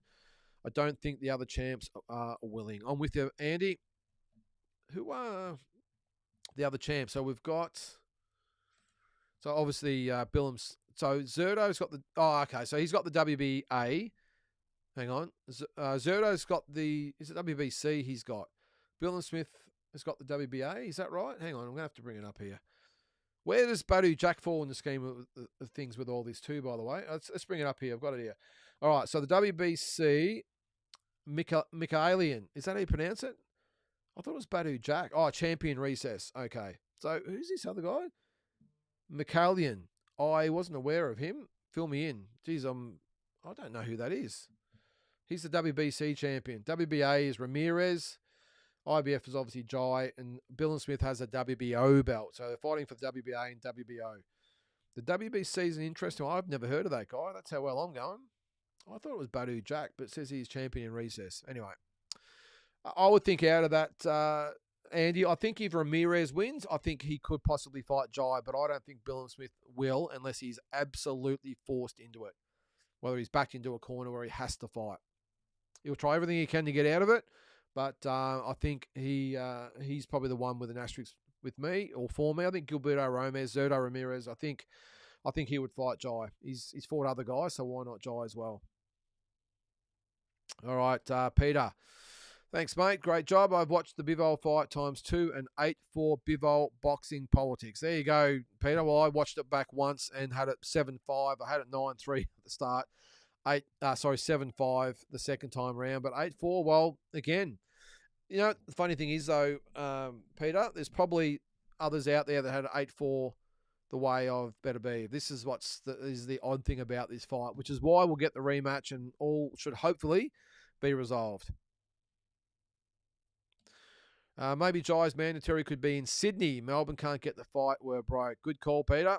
We can't get the fight. And the politicians down here are more focused on other things apart from getting major events into the state. And when they do get major events, Peter, they piss them against the wall and cancel them, and they cost us $380 million. I'm referring to the Commonwealth Games. Not to mention the $1 billion freeway that was never built either. But we're not talking about that. I'm sure they're doing a fantastic job, the Labor government here in Melbourne. Why would you come to Melbourne, though, Peter? I just don't recognise your city anymore. Fair income. I used to love going to Melbourne, all the sporting events and the restaurants and the shopping. It's just a really vibrant place. We just have not been able to recover since the pandemic, and it doesn't help when nothing's happening in Melbourne now because they've given all our money away. Don't get me started on it, Peter. By the looks of things, you're in the same boat, this government here in Victoria. But it's all right, Peter. We'll just build them statues. It's all good. It's all good. Waste another couple of $100,000 on a stupid statue that'll get vandalised at some stage, you would think. Anyway. I know that's a comment there, Jules. To be honest, I really like the way Bivol handled the loss in the ring. Top guy. Yeah, he handled it really well, Jules. Not so much his team. Eddie Hearn, he was filthy. Been a really rough year, though, for Eddie, hasn't it? I mean, he's just had no luck. He's had Anthony Joshua just recently, the 5x5, of course. Now he's had Bivol. I think I said on my walk this morning that Katie Taylor, heaven forbid that she loses to Amanda Serrano, because poor old Eddie just won't be able to handle it. So, and I'm a big Eddie Hearn fan. I really am. I know he's got his detractors. I love Eddie Hearn. I think he's great for the sport. I really do. Yeah, he's probably dodgy and he gets up to some mischief outside, but okay, I'm just looking at what he does for boxing. He's no different, in my opinion, to say an Oscar De La Hoya, which is probably why they don't get along, because they're so much like each other. They really are. Although Eddie Hearn hasn't had the controversies that Oscar De La Hoya has, but very similar personalities. They promote sort of the same way. They get very involved with their fighters. They back their fighters. So, yeah, I really like him, mate. But, yeah, not a great year for poor old Eddie Hearn. So, but with Bivol, I'm with you, mate. I thought he handled himself with class for sure. Speaking of Eddie Hearn, Damien says, what about Eddie? He took the Bivol loss harder than the AJ knockout. Hearn has had such a bad year. Okay, this is the DAZN thing. $140 a year for what all the events worth watching a pay-per-view, not subscription. Yeah, it's a good point, actually, because you've still got to pay for the pay-per-views. My question, I think I might have asked this on another episode. Do you have to have a DAZN subscription to be able to buy a pay-per-view? Because I know with KO you don't. The problem is, of course, some of these fights aren't on KO or main event. Yeah, let me know. Because I apart from these fights that I've got to pay for, I wouldn't have this subscription with DAZN at all, Damien. When it was like, if it was, what's that work out to? Not even 10, or it does work out about $10 a month, $10 or $12 a month. I don't think it's a lot of money in the scheme of things, but you're right. If you've got to pay pay-per-views on top of that, well, yeah, it was no different to Foxtel and KO, I suppose. That's not cheap, and you've still got to pay for the pay-per-views, and they're even more than yesterday's was. What was yesterday's? $30. So you got to pay the subscription on Foxtel and KO, and then you got to pay $7 or $80 for a pay-per-view. It's a lot of money. A lot of money.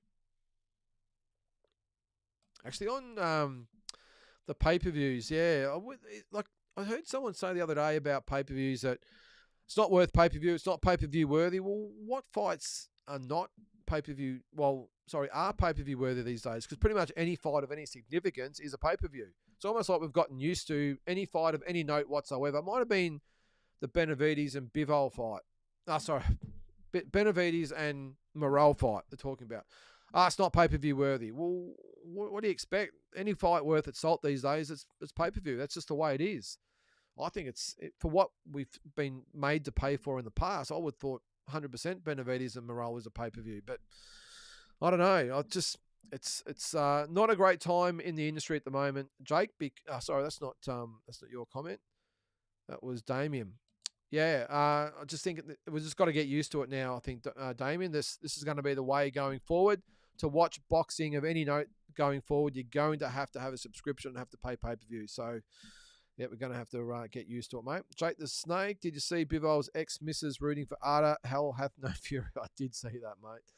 Oh, that's a shocker. So if you don't know, there's been some domestic issues between Bivol and his wife, and she took great pleasure in Artur Beterbiev beating Dmitry Bivol. I don't know the particulars, Jake. I don't think anyone does, but to me, she seems the single white female type, if you're asking me, just from what I saw. She's a bit of a bunny baller, I reckon. But yeah, she took great pleasure in seeing Dmitry lose. What's that there? Missed the end of the live, but congratulations, Beterbiev. I had it draw, but it was close and a point either way. Understandable. Rematch warranted, in my opinion. We'll sell again. Certainly will, mate. And I would think it would be... Well, they're talking about, was it a May show? No, that was the Eubank Ben fight they were talking about. So maybe they could do it in May and put Ben and Eubank on the undercard. Geez, that'd be a ripper, wouldn't it? That'd be worth going over to see that.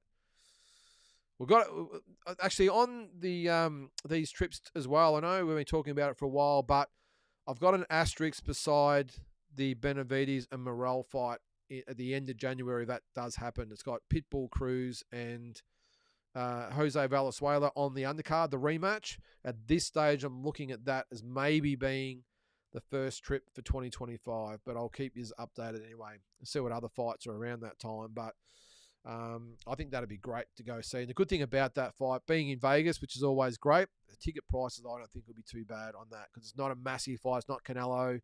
So you probably get some really good prices for your tickets over there. So end of the day, that's what I'm looking at the moment. But you're right, Andy, it will sell. What's that, Damien? I'm doing a Richmond. I don't give a shit about the footy until Essendon have won in the finals. Looks like I won't watch ever again. The Bombers haven't done anything yet, Damien. What are they doing? Which is probably unlike the other years where they've done a lot and it still hasn't helped. They still can't make the finals. But, mate, I'm a little bit the same with Carlton. Don't worry. Everyone's talking about do this and do that and get Houston and give this pick and that pick, mate. What's going on with Owies, all the rest of it, doesn't matter. We haven't been able to get close to a grand final for 20 years, so does it really matter whether we've got these picks or players?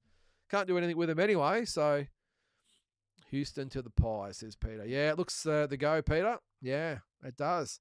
I thought he'd get to the Blues, mate, but not going to happen. The draft must be very, very good. We're not going to dwell on the footy too much, Peter, but just quickly, I can't believe that Carlton have just let Collingwood just take Houston. He's the player that we are missing, in my opinion. We're in the window. You guys have already been there. We are in the window at the moment. Why wouldn't you say, especially with 2 picks in the top 14 or 15, why wouldn't you say, hey, there's one, give us Houston. We've still got a draft pick. Just give us Houston. We need those type of players. And you know what, Peter? That's why Collingwood win premierships and Carlton talk about premierships, as do Essendon. And I hate saying that because I hate Collingwood with a passion. Doesn't mean I don't respect them, mate. They are a very, very well-run club, and they're ruthless when it comes to getting players and winning cups. I remember when Carlton used to be like that, but we're far from it.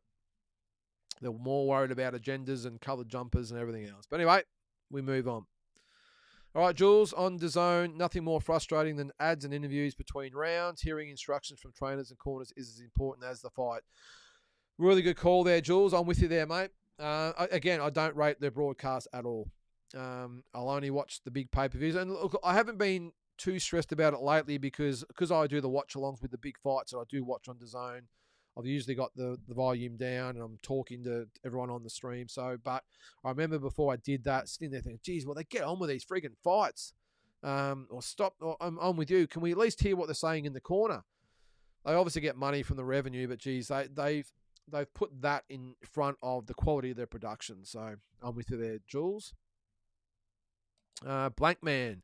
Do you like these turkey events with all the concerts or too much? I don't care personally. Get up and make some food or something and come back during the next fight. I hate the concerts, Blank Man. Even when it was Eminem, didn't like it at all. Boxing fans are like, we're a strange sort of bunch. We love to be entertained, but we want to be entertained by the boxing. And good comment from Jules just there.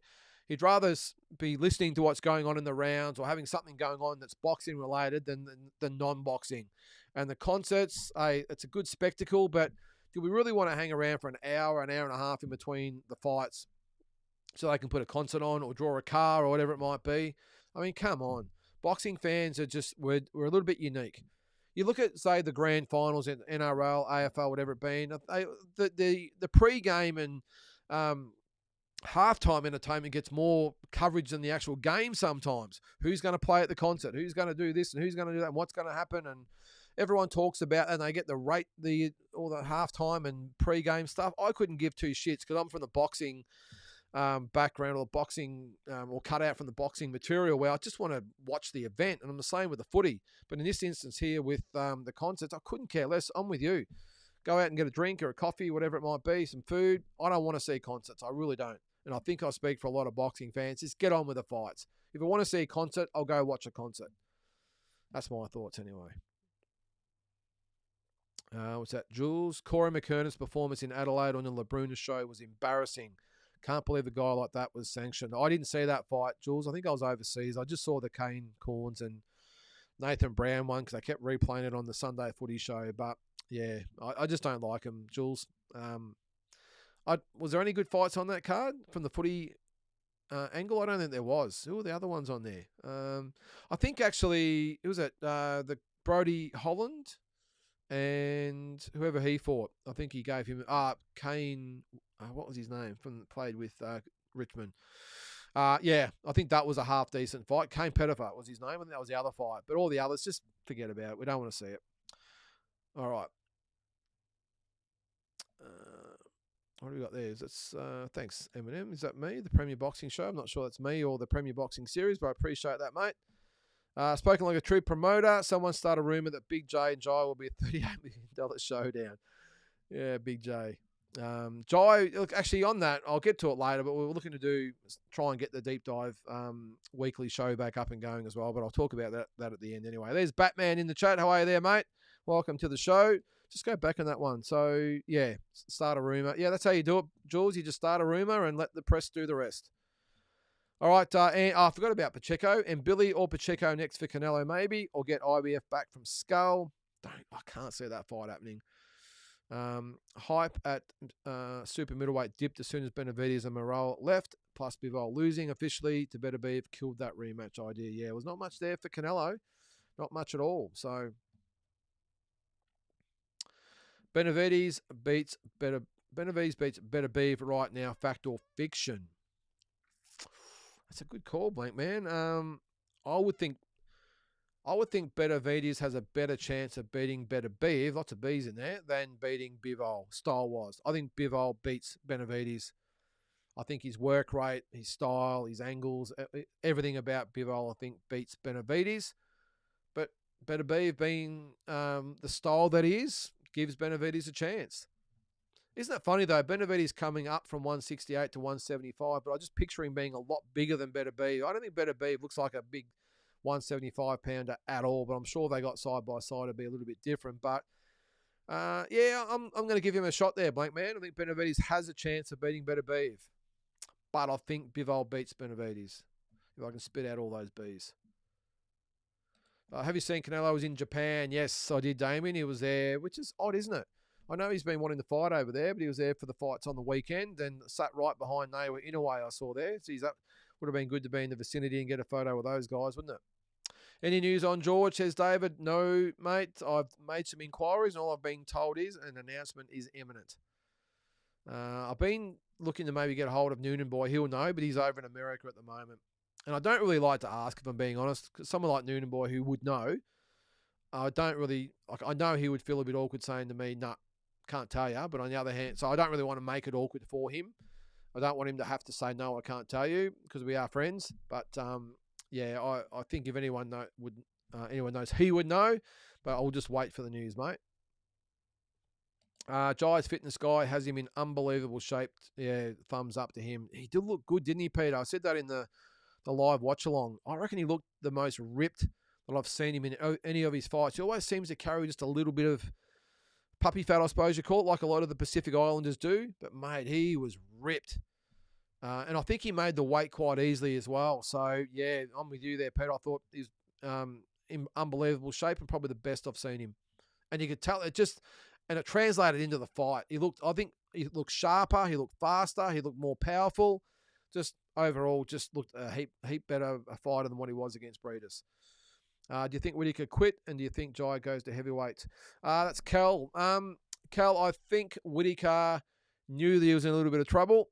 And I think when the opportunity came, I don't think he deliberately went out there to drag Cameron over it was Cameron, wasn't it? That was who it was. Yeah, over the ropes. I think that what happened was they ended up on the ropes.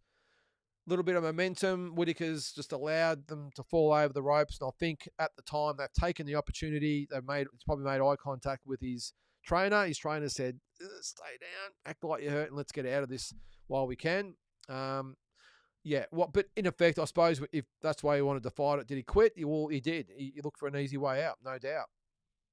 And does he go to heavyweight? Yes.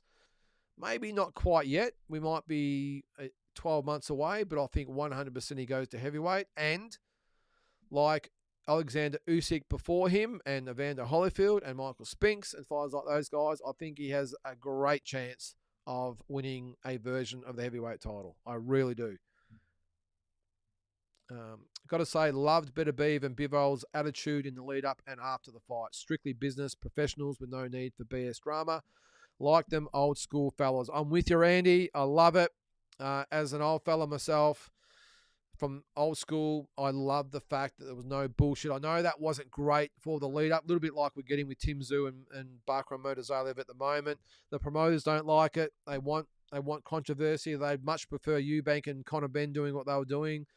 But as hardcore fight fans like we all are, I loved it. Andy, no crap, no yapping to each other, no push and shove, no nothing. The teams were professional as well. I loved it. Andy, I'm with you there, mate. And they are the consummate boxing professionals, so I'm with you. There were some nice scenes of Jai and Massey in the change rooms post-fight. The thing about Jai is that he treats the sport with respect. That means he takes his career and opponent seriously. Yeah, good call, Jules. And I did see in the lead up to it as well, someone asked him some question. He just said, "Look, he's just an opponent. I just fight. I'm not going to get involved in all that shit. I just do what I got to do." And that's what I love about Jai.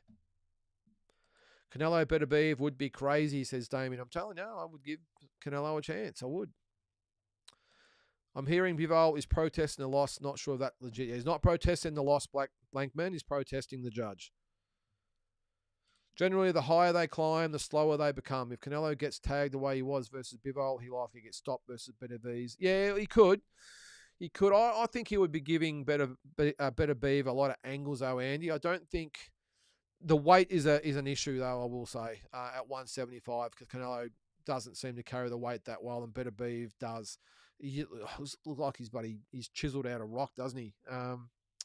Yeah. I'm with you, though. He does get tagged.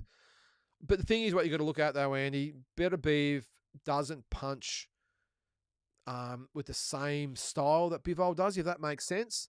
Bivol is just that real 4, 5, 6 punch combination type of fight. And Beterbiev will throw multiple punches, but it might only be one hard one in there. He might throw 3 or 4 almost set-up punches, and then he'll throw the hard one at the end.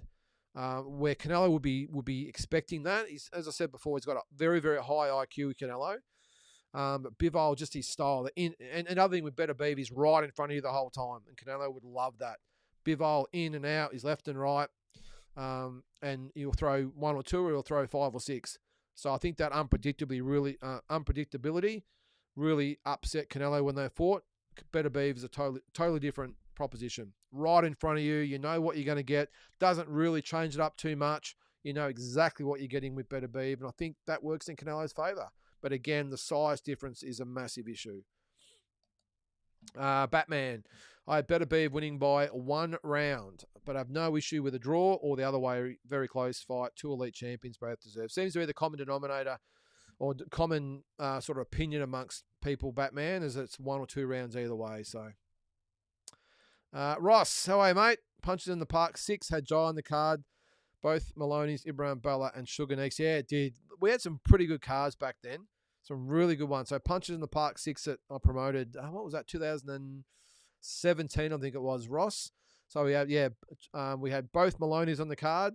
We had Ibrahim Bella, Jai Opetaia. Was Brock Jarvis on that card as well? And Tszyu Nicholson as well. So yeah, some big names on there, mate. What was the other one we had? We had Tim Tszyu was supposed to be on the card with Brock, I think it was, and both Maloney's and both Ballas, and I think Michael Zarafa might have been on there as well. We had some pretty good cards back in the day. I remember we did one, was it Punches in the Park 2? Again, we had both Maloney's, both Ballas, Michael Zarafa. There's one before that might have had Zarafa, Shannon O'Connell, Will Tomlinson. Yeah, we had some good cards back in the day, mate, a long time ago. I'm glad it's over, though. Blank Man, best try to settle in the ring. At least we can all watch and enjoy again. Better than the Devin Haney versus Ryan route. I'm not sure what that one was for. Sorry about that. Tim is about to do a demolition job on Buckram, says Team Batman. Yeah, I think it'll be a tough fight, Batman. I don't think Tim stops him, but I think he wins conclusively. But it will be a tough fight. Make no mistake about that. Can we count Ben as an Aussie boxer? Spent a lot of his childhood living here. If so, is he the biggest flog in Aussie boxing? He did, because Nigel, his dad, spent a fair bit of time out here, didn't he? Nah, he's a Pommy, Jules. We can't claim. I don't want to claim him either, Jules. The Poms can have him. Andy, there's one for Rolly Romero. I like that. For the biggest flog in boxing, I like it. We're gonna have to get a few more here, and then we can make a bit of a list. Eminem, what's next for Liam Wilson? Well, it's not going to be Navarrete or Valdez because they're fighting each other, of course. Don't know. And it doesn't look like it's going to be George Kambosos because George is going to 140. Don't know, Eminem. Good question. I'm not sure where he goes. Not much left at 130 or 135. So Very, very good question. I mean, I would have thought that the Kambosos fight would have been high on their agenda. Now that's off the table. Yeah, not sure where he goes, mate. We'll see. But he did have a few fights very close together, and all of a sudden it's gone very quiet. Batman's played the Undisputed game. Very fun. Spent hours and hours on it already. All right. So should I feel guilty being 50 years old playing Undisputed Boxing, Batman? Let me know. All right, Damien, what do we got there, mate? You should play. Oh, this is right. So I should play the game. And you have a boxing channel. It's a fantastic excuse. Yeah, good call. Live stream a few games on the channel and get some of the gamers to watch and subscribe. I play them, Damien. Doesn't say I'm good at it, mate. I'll probably embarrass myself. I don't even know how they do that. So you play the game on the screen. Is that right? My sons do it. And I've sometimes walked into the room and, what are you doing? I'm watching someone play such and such. Oh, hang on. You watch YouTube to watch someone else play the game. It just doesn't make sense to me. It really doesn't, but they do it. And apparently it's big business, hence why the esports are so massive at the moment. So I just don't understand. Probably a bit like when people watch me watching the boxing. That doesn't make sense either, but at least we get to talk about it. Thanks, Damien. I appreciate it, mate. I'll give it a go. With Christmas coming up, I might ask Tara for the game. Never let cheats fight. Eddie Hearn is the biggest flogging boxing. Oh, okay. So Peter, we obviously disagree. Like, actually, I didn't say that he wasn't a flog. I just said I like him as being good for boxing. He probably is a little bit of a flog, I suppose, Eddie, but no more of a flog than what Oscar De La Hoya is. I wouldn't have thought. Sean says Zarafa, the undisputed champion flog. We'll have to put a poll up. Should I put no, I can't put a poll up and actually list fighters because I'll have some of them contact me saying some not very nice things, especially your man there. Only game I play is Mario Kart if the kids want me to. Yeah, I used to play Mario Kart all the time, Andy, and get absolutely spanked. My oldest son, when he was about 5 or 6, he was an absolute champion at Mario Kart. I never saw him get beat. He was the king. All right, I think Tim will turn him into a heavy bag. This is Bakram. Murtazaliev, big speed difference and much sharper technique from Tszyu. Bakram is rugged and will take some shots, but I expect Tim will have far too much skill. Yep, I agree. I think he wins, Batman, but I think it's still a hard. When was the last time you saw anyone have an easy time with a Russian fighter? It just never happens. Even if they lose every round, the winner normally gets out with busted hands or a busted face, something. They're just machines, the Russians. And while Tim is he's made of that Russian steel as well. I'm sure he'll be able to cope, but I expect a rough and tough affair, but Tim to win the fight. Cal says De La Hoya is the flog. Yep. Eubank should have said something about his hair, but in saying that, look at Eubank's tattoo on me. Yeah, is that a tattoo? Is it? I didn't know that. If Whittaker was winning, he stood up and beats Cameron. Terrible look. Yeah, I agree, Batman. It was a very terrible look. Jason Zarafa is in the flog club as well. Yep, add him to the list. I'm going to have to go back and find some names. So who we got? We got Michael Zarafa and Jason Zarafa, probably the most popular one so far. Who else? Connor Ben, Chris Eubank. Who was it? Eddie Hearn, Oscar De La Hoya. So we're getting there. Zerdo versus Jai would be sick, yeah. I'd still back our man Jai, though, Damien. Who has the better coward punch, Devin Haney or Jason Zarafa? I think Jason Zarafa. Can you believe it, Devin Haney? He had a free shot, and the guy looked at him and barely even blinked. For a former undisputed lightweight champion, it was pathetic. Jason Zarafa at least got Tommy McCurry's attention, didn't he? The only thing with that, though, he actually landed the punch clean, and Tommy McCurry was almost like bounced off his chin, didn't it? Wasn't the greatest effort from Jason. Maybe Michael can show him a few pointers. All right, Andy. Ben Whittaker needs to rematch, win good to leave it undeniable, or criticism of quitting will linger. Yeah, it didn't look good again, did it, Andy? What do we got there? Skye is Eddie's only winner. Yes, she won the other day. Yep. Bad I'll spit that out again. Bad matchmaking for Whittaker. Fought nobodies, then big step up to fight Liam Cameron, who was a British amateur champion and much better and fitter for going the distance with Lynden was Lydian Arthur or Lyndon Arthur? I think it was. Yeah, I didn't know that about him being a British amateur champion, David, but he was a lot better than what I thought. A hell of a lot better. I just thought when I first saw it, because I didn't know much about him at all, I thought, well, it's just a record filler. Putting Whittaker on a big card, get a few eyeballs on him, get a good win. He had a good record, I know, Cameron. What do you have, 20 or 30 fights, whatever it was? But I thought it was purely there as a statement fight for Whittaker, and what a shock that we all got, and in particular Whittaker got. Okay, Grant Smith was his trainer. I didn't know that.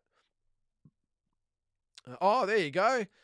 Jake, so far anyway, hopefully last, we'll see. Is this, oh, no, hang on. Not talking about Jake, about his comment. I thought you were talking about Jake Paul. He's got to be on the flog list, doesn't he? Jake Paul. You've just entered the flog list, buddy. I think there's 6 or 7 on there now. Jake Paul, ooh, he's got to be near the top. I haven't heard Eddie Hearn say one good word about Opetaia's performance. The same after the second Breeders' fight. The Turkey loves Jai, and Jai doesn't even need him. Yeah, good call, Peter. Yeah, it's good. He was more focused on, obviously, the main event. But you're right. I didn't really see much about Jai's performance at all from Eddie. So better be careful, or Jai might start looking elsewhere. Fighters just want to be loved and appreciated. I see Nikita is now ranked number 13 with the IBF and 14 with the WBO. I did see that, Axie Man. Very, very surprising that is the case. Because as good as he's been, I don't think he's beaten anyone, in my opinion, even remotely resembling a world-class fighter. And they'll be the first to admit that. I don't think it would matter if he was number 1 with the IBF and 1 with the WBO, Axie Man. They're not going to push him along. I think if you listen to Glenn Jennings talk, I think they've got 12 to 18 months of domestic fights, and then they'll look to step him up. At the end of the day, the ultimate test in the end might be a Michael Zarafa. Now, if they might think, well, if he can't get past Michael Zarafa, then that's really no point sort of going on from there to the international waters. They would have to get the rematch over Zarafa and then hopefully go after that. But I would think, with all due respect to Michael Zarafa, he's shown these, again, I've said this in the past, not really at that elite level.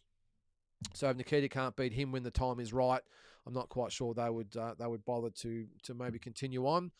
I don't see Nikita as a real career, like a long-term career thing like what Tim has done. I think he's at the point where he's just going to try and take it as long as he can go and then see what happens.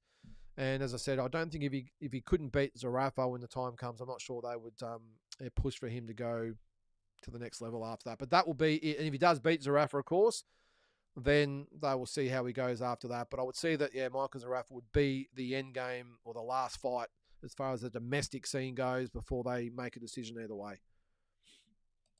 Hopefully Turkey can help land unification. Yeah, well, he's the only one that could probably do it, Andy. How about Clay Waterman versus Paulo Acuso? It's in negotiations. I didn't know that, Eminem. I think Paulo Acuso wins that fight pretty clearly, if you ask me.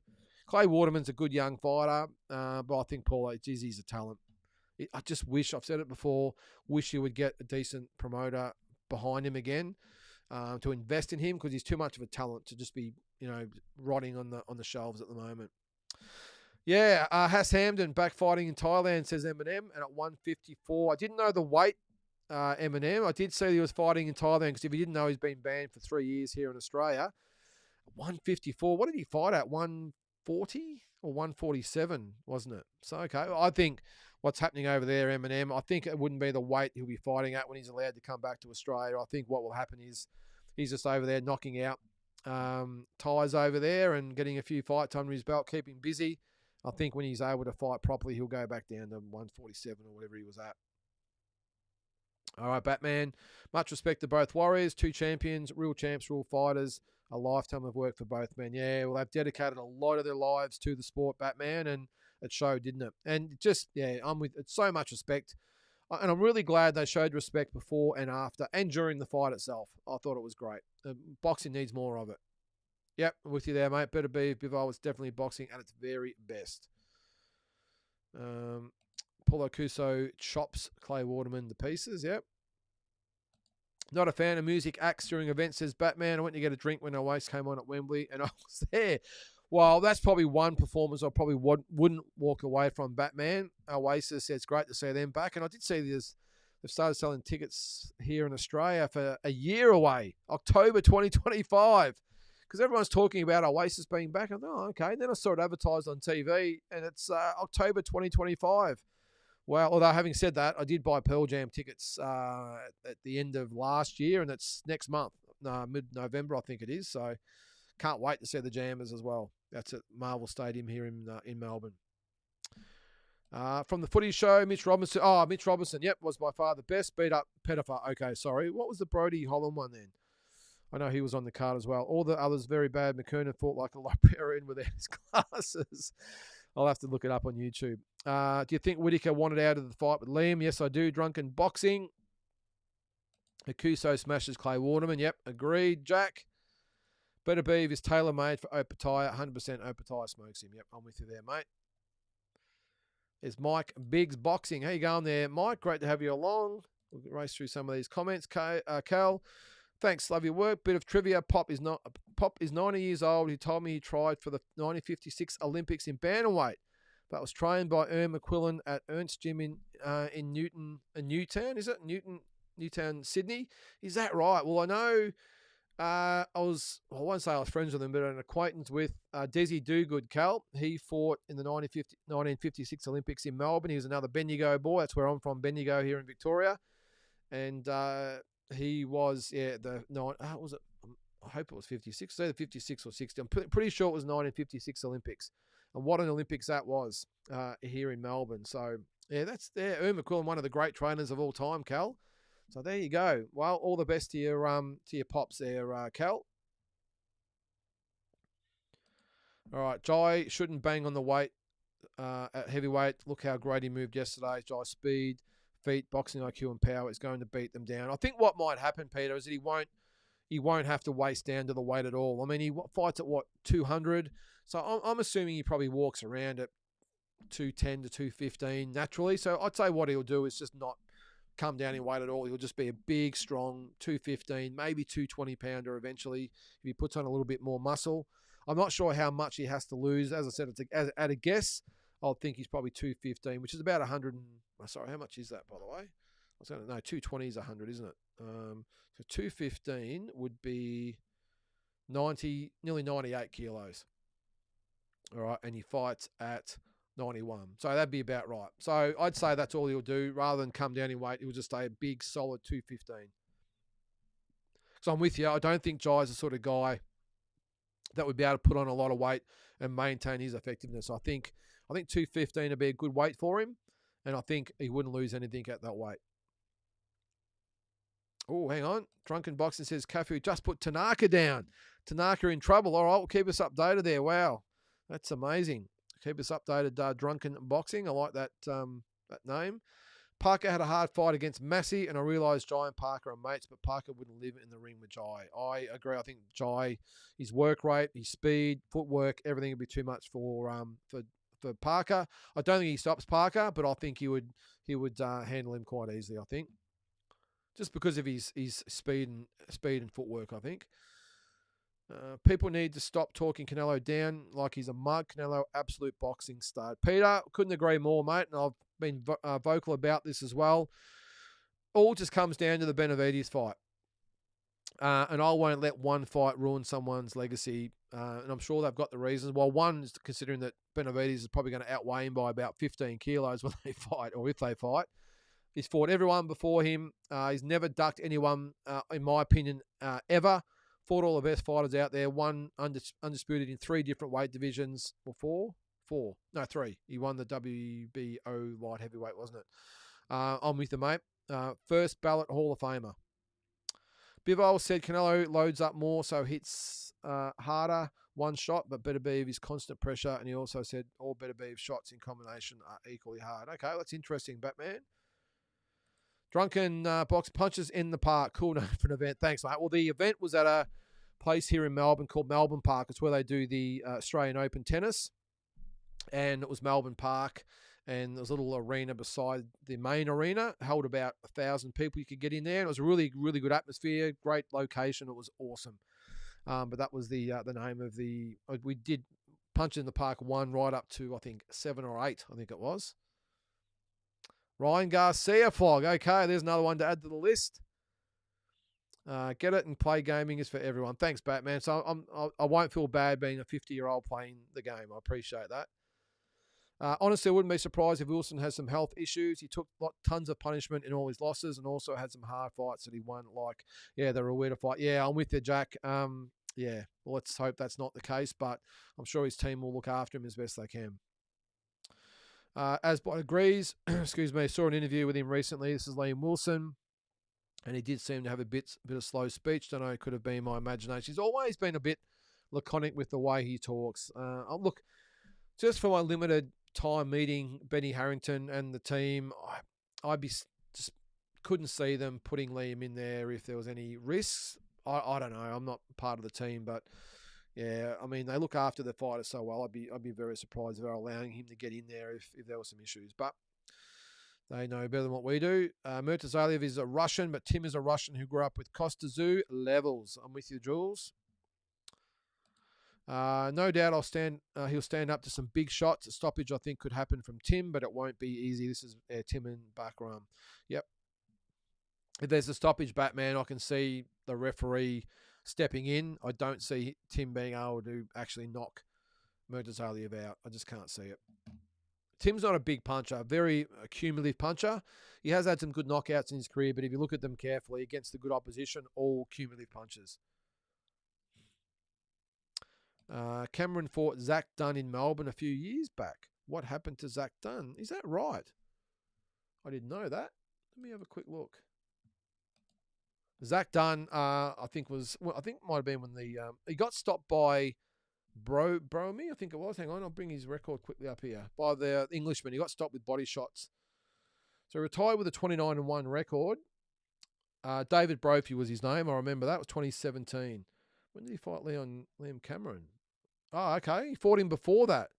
So he won a 12-round decision. That was for the Commonwealth title. Okay, I wasn't aware of that. So, yeah, and you lost to David Brophy after that. Had 6 more fights against what looks like pretty limited opposition and then retired. So, yeah, maybe it was the Liam Wilson effect. I don't know. He'd taken some big shots, Zach. So, again, his team might have pulled him out. Who knows? But, yeah, I haven't seen him since 2019. Thoughts on the Wardy denting the skull of Clark? That was brutal. It certainly was, mate. Certainly was.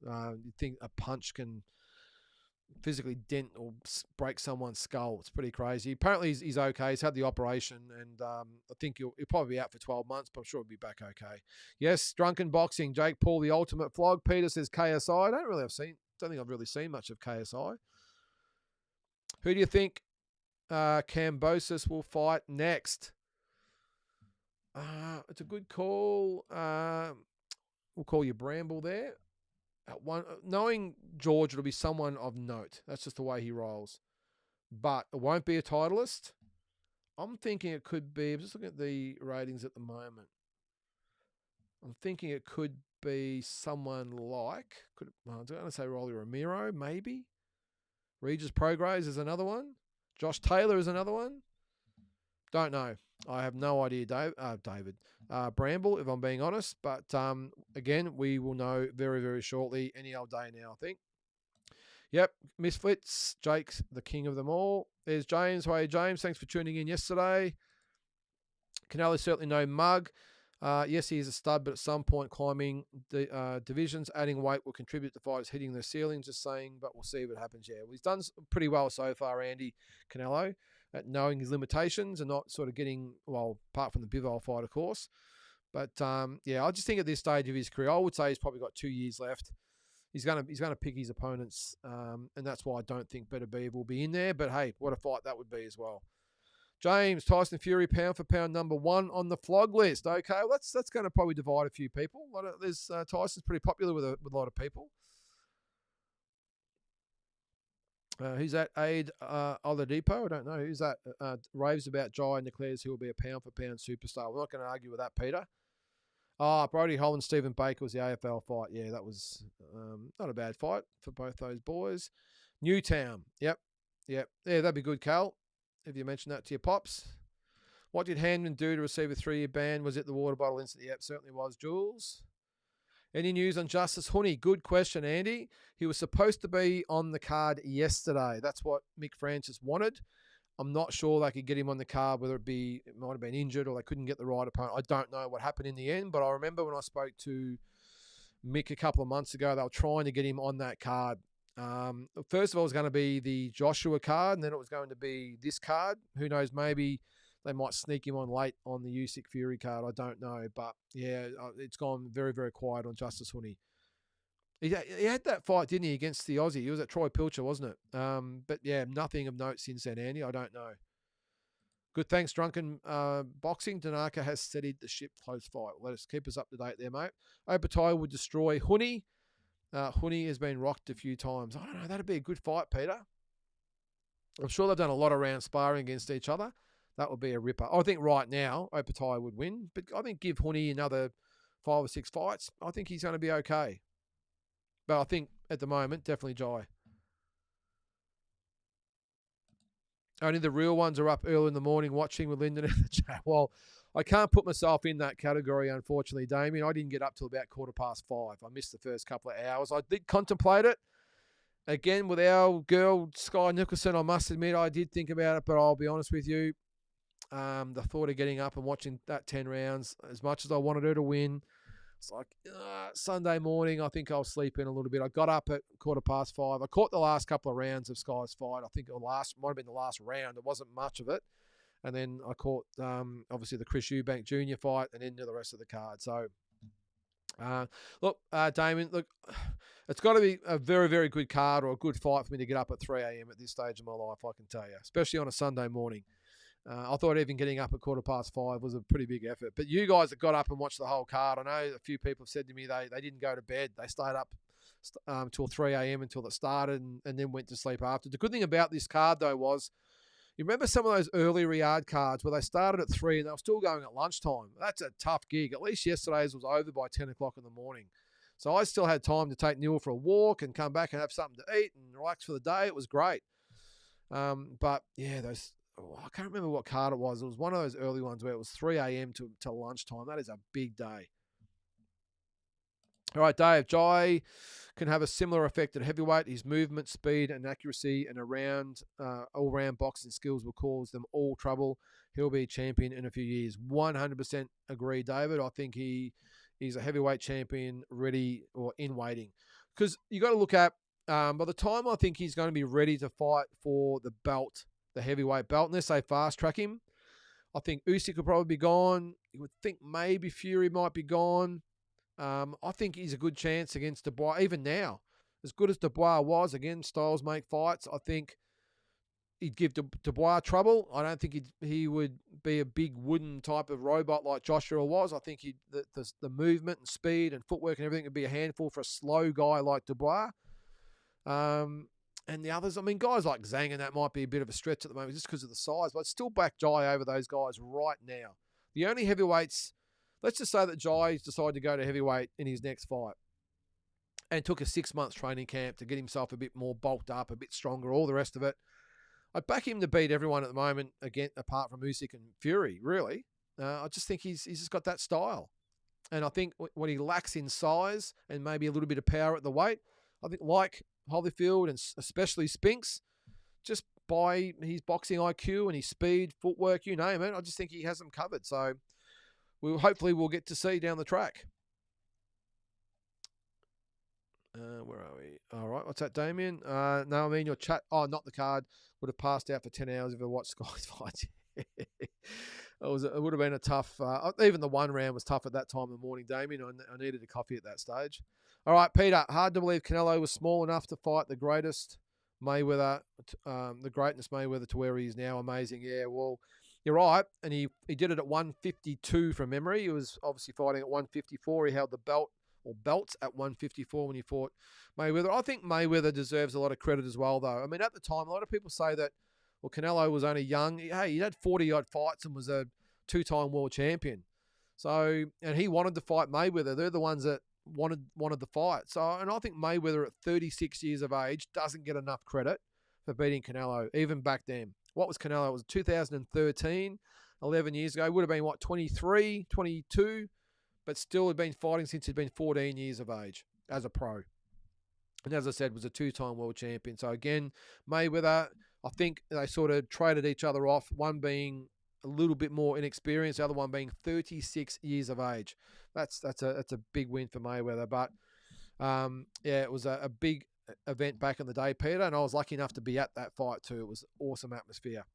12,000 people to the weigh-in, Peter. 12,000. They had to do ring walks to the stage. That's how many people were there. They opened up the arena at the MGM Grand, and 12,000 people there. It was crazy. David, shorter, smaller version of Usyk. Agree, mate. He won't be the shorter, well, maybe a little bit shorter, not the smaller version for long. I think he'll do what Usyk's done and just slowly build his frame over the next couple of years. And I just think when he's physically at his peak, he's still only a young guy. I think he still might be about 28. But for a heavyweight, that's so young. I just don't think we've seen anywhere near the best of Jai. And I think when he gets to heavyweight, when he's coming up against guys that are slower than him, I think you're going to see him with some very impressive performances. What's that, Jules? Jai's going to be one of those fighters that we will look back on and say we got to see and talk about him on Talking Boxing. Yeah, good call, mate. Have a look at all the fighters that Jai has fought, the damage he's done to their faces, or the face dangerous, man. Yeah, good call as well, Peter. They all come out busted up. He does a number on all of them, doesn't he? I like the way he fights too, that really high style. He's still a little bit amateurish, but he's sort of mixed in the power and that with it. So amateurs is really about, the stand up and box and almost arm fencing. He sort of fights that way, but he also does sit down on his punches and really dig in when he has to. And when he really plants his feet and lets them go, he does some real damage, and that's why I think he's a dangerous man. Canelo says, David says Canelo granite chin. He certainly has, mate. Never really been rocked, never been put down. I was at the fight where apparently he got rocked by Cotto's younger brother or older brother, whatever he was. Yeah, he got hit hard, but it wasn't. He might have rocked him for a second, like a lot of fighters happen, but I don't think he was actually in any danger of actually being dropped or stopped. That's the only time I think I've ever seen him take a solid shot, David. But it's one thing that doesn't get mentioned about Canelo enough is his chin. Now, maybe it's got a little bit also to do with his IQ. If you watch sometimes, he just slightly turns his head just a fraction to either take away the impact of the punch or make it miss completely or fall short completely. So doesn't get enough credit for me, David, as far as his boxing ability goes. Clean punch from Jai would put me in a coma. Yeah, he would do that to a lot of people drunken boxing, that's for sure. Mayweather is an absolute goat of boxing, says Peter. Lucky man to see the Canelo fight live. Yeah, it was awesome, Peter. It was fantastic atmosphere. Didn't get to see. I was in Vegas for the Mayweather-Pacquiao fight, but couldn't get tickets to it, so we ended up watching it on the TV. That would have been awesome, but the next best thing is Mayweather and Canelo. Would have been good to be at Mayweather De La Hoya as well, I think, and Mayweather Hatton. That would have been unbelievable to be at that fight with the Brits. I think I've said on here I was at Pacquiao Hatton, and the atmosphere was just nuts. Not so much when Ricky hit the deck. You could hear a pin drop when that happened, but anyway. Oh, Cafu won. Wow, there you go. The way Opetaia moves his hands makes his opponents second guess. He makes very good fighters look ordinary, Peter. That's his strength. Usyk does the same thing. Split decision. All right, we've got a new champion. That is a massive upset. Yep, I'm assuming it's an upset. I think it's an upset. Yeah, he was a young boy when he was rocked. So that was in 2011, I think. No, it might have been 2010 that we're talking about Canelo. So he would have been 19 or 20, just a kid. Wow, I'm going to have to watch that fight back, man. Another upset. I got a couple of questions before we call it a night. Geez, that's gone quick again. Yeah, Hatton was a great fighter, Pete. He certainly was, but not that night. Manny absolutely got him flattened and stretched it out of there in the end. Jai is an incredible boxer, the best incredible boxer we have, hands down. Yeah, let's not write off Tszyu yet, Damien. I think Tszyu, once he hopefully gets a belt back this weekend and gets one of those, I think if he definitely gets Fundora in there again, he'll show us what he can do. But I would love to see Tim in with a Spence or a Crawford or Maybe Ortiz is probably his next big fight. Depends on what happens with Fundora, of course. But I would love to see Tim in with someone like Crawford. I really would. Just to test. I think he's a type of fighter that the better the opponent, the better he fights. Long way to go, I'll say that. He's got to get past Murtazalyov and then most likely Fundora or Spence and then maybe Crawford. But don't write Tim Tszyu off just yet. But I'm with you at the moment. For me, Jai is undisputed number one pound for pound in this country. And Peter agrees with that. Guys, I think that is it. Thanks, Damien. I can't believe how quick the 2 hours goes. But guys, just a quick heads up before I leave. On Thursday night this week, 7 o'clock, we're going to attempt to revive the Boxing Deep Dive show. If you haven't been, or if you've only been following this channel for a little while, we used to do a show every Thursday with myself and Tszyu, Peter Manianis, Mike Altamura, maybe Noonan Boy, whatever it was, where we had a little bit of everything going in there. We had quizzes and all sorts of fun segments. It's been really hard with them because with the show, because everyone's got lives, they've all got jobs, they've all got businesses, whatever it might be. Other YouTube pages, whatever it might be. So that's why it was canned. But I'm going to try and get it going. We might rotate the guests around every week so that we can keep it going, not rely on the same people all the time. But this Thursday, yeah, as I said, at 7 p.m., tune in and we'll talk about what's going on in the boxing world at the moment. Probably be predominantly sort of Australian-based. Obviously, preview the Tim Tszyu fight, review the fights from the weekend and whatever else is going on. But just something a little bit different if you want to tune in. But guys, that is it. Look forward to next Monday night to talk boxing with all you guys. And in the meantime, make sure you tune in every day for Walking Boxing. And again, anything you want to talk about, whether it be on this show or the Walking Boxing or any other show, let me know. It's always great to interact with all you guys and girls. So guys, have a great week and we'll catch you next time.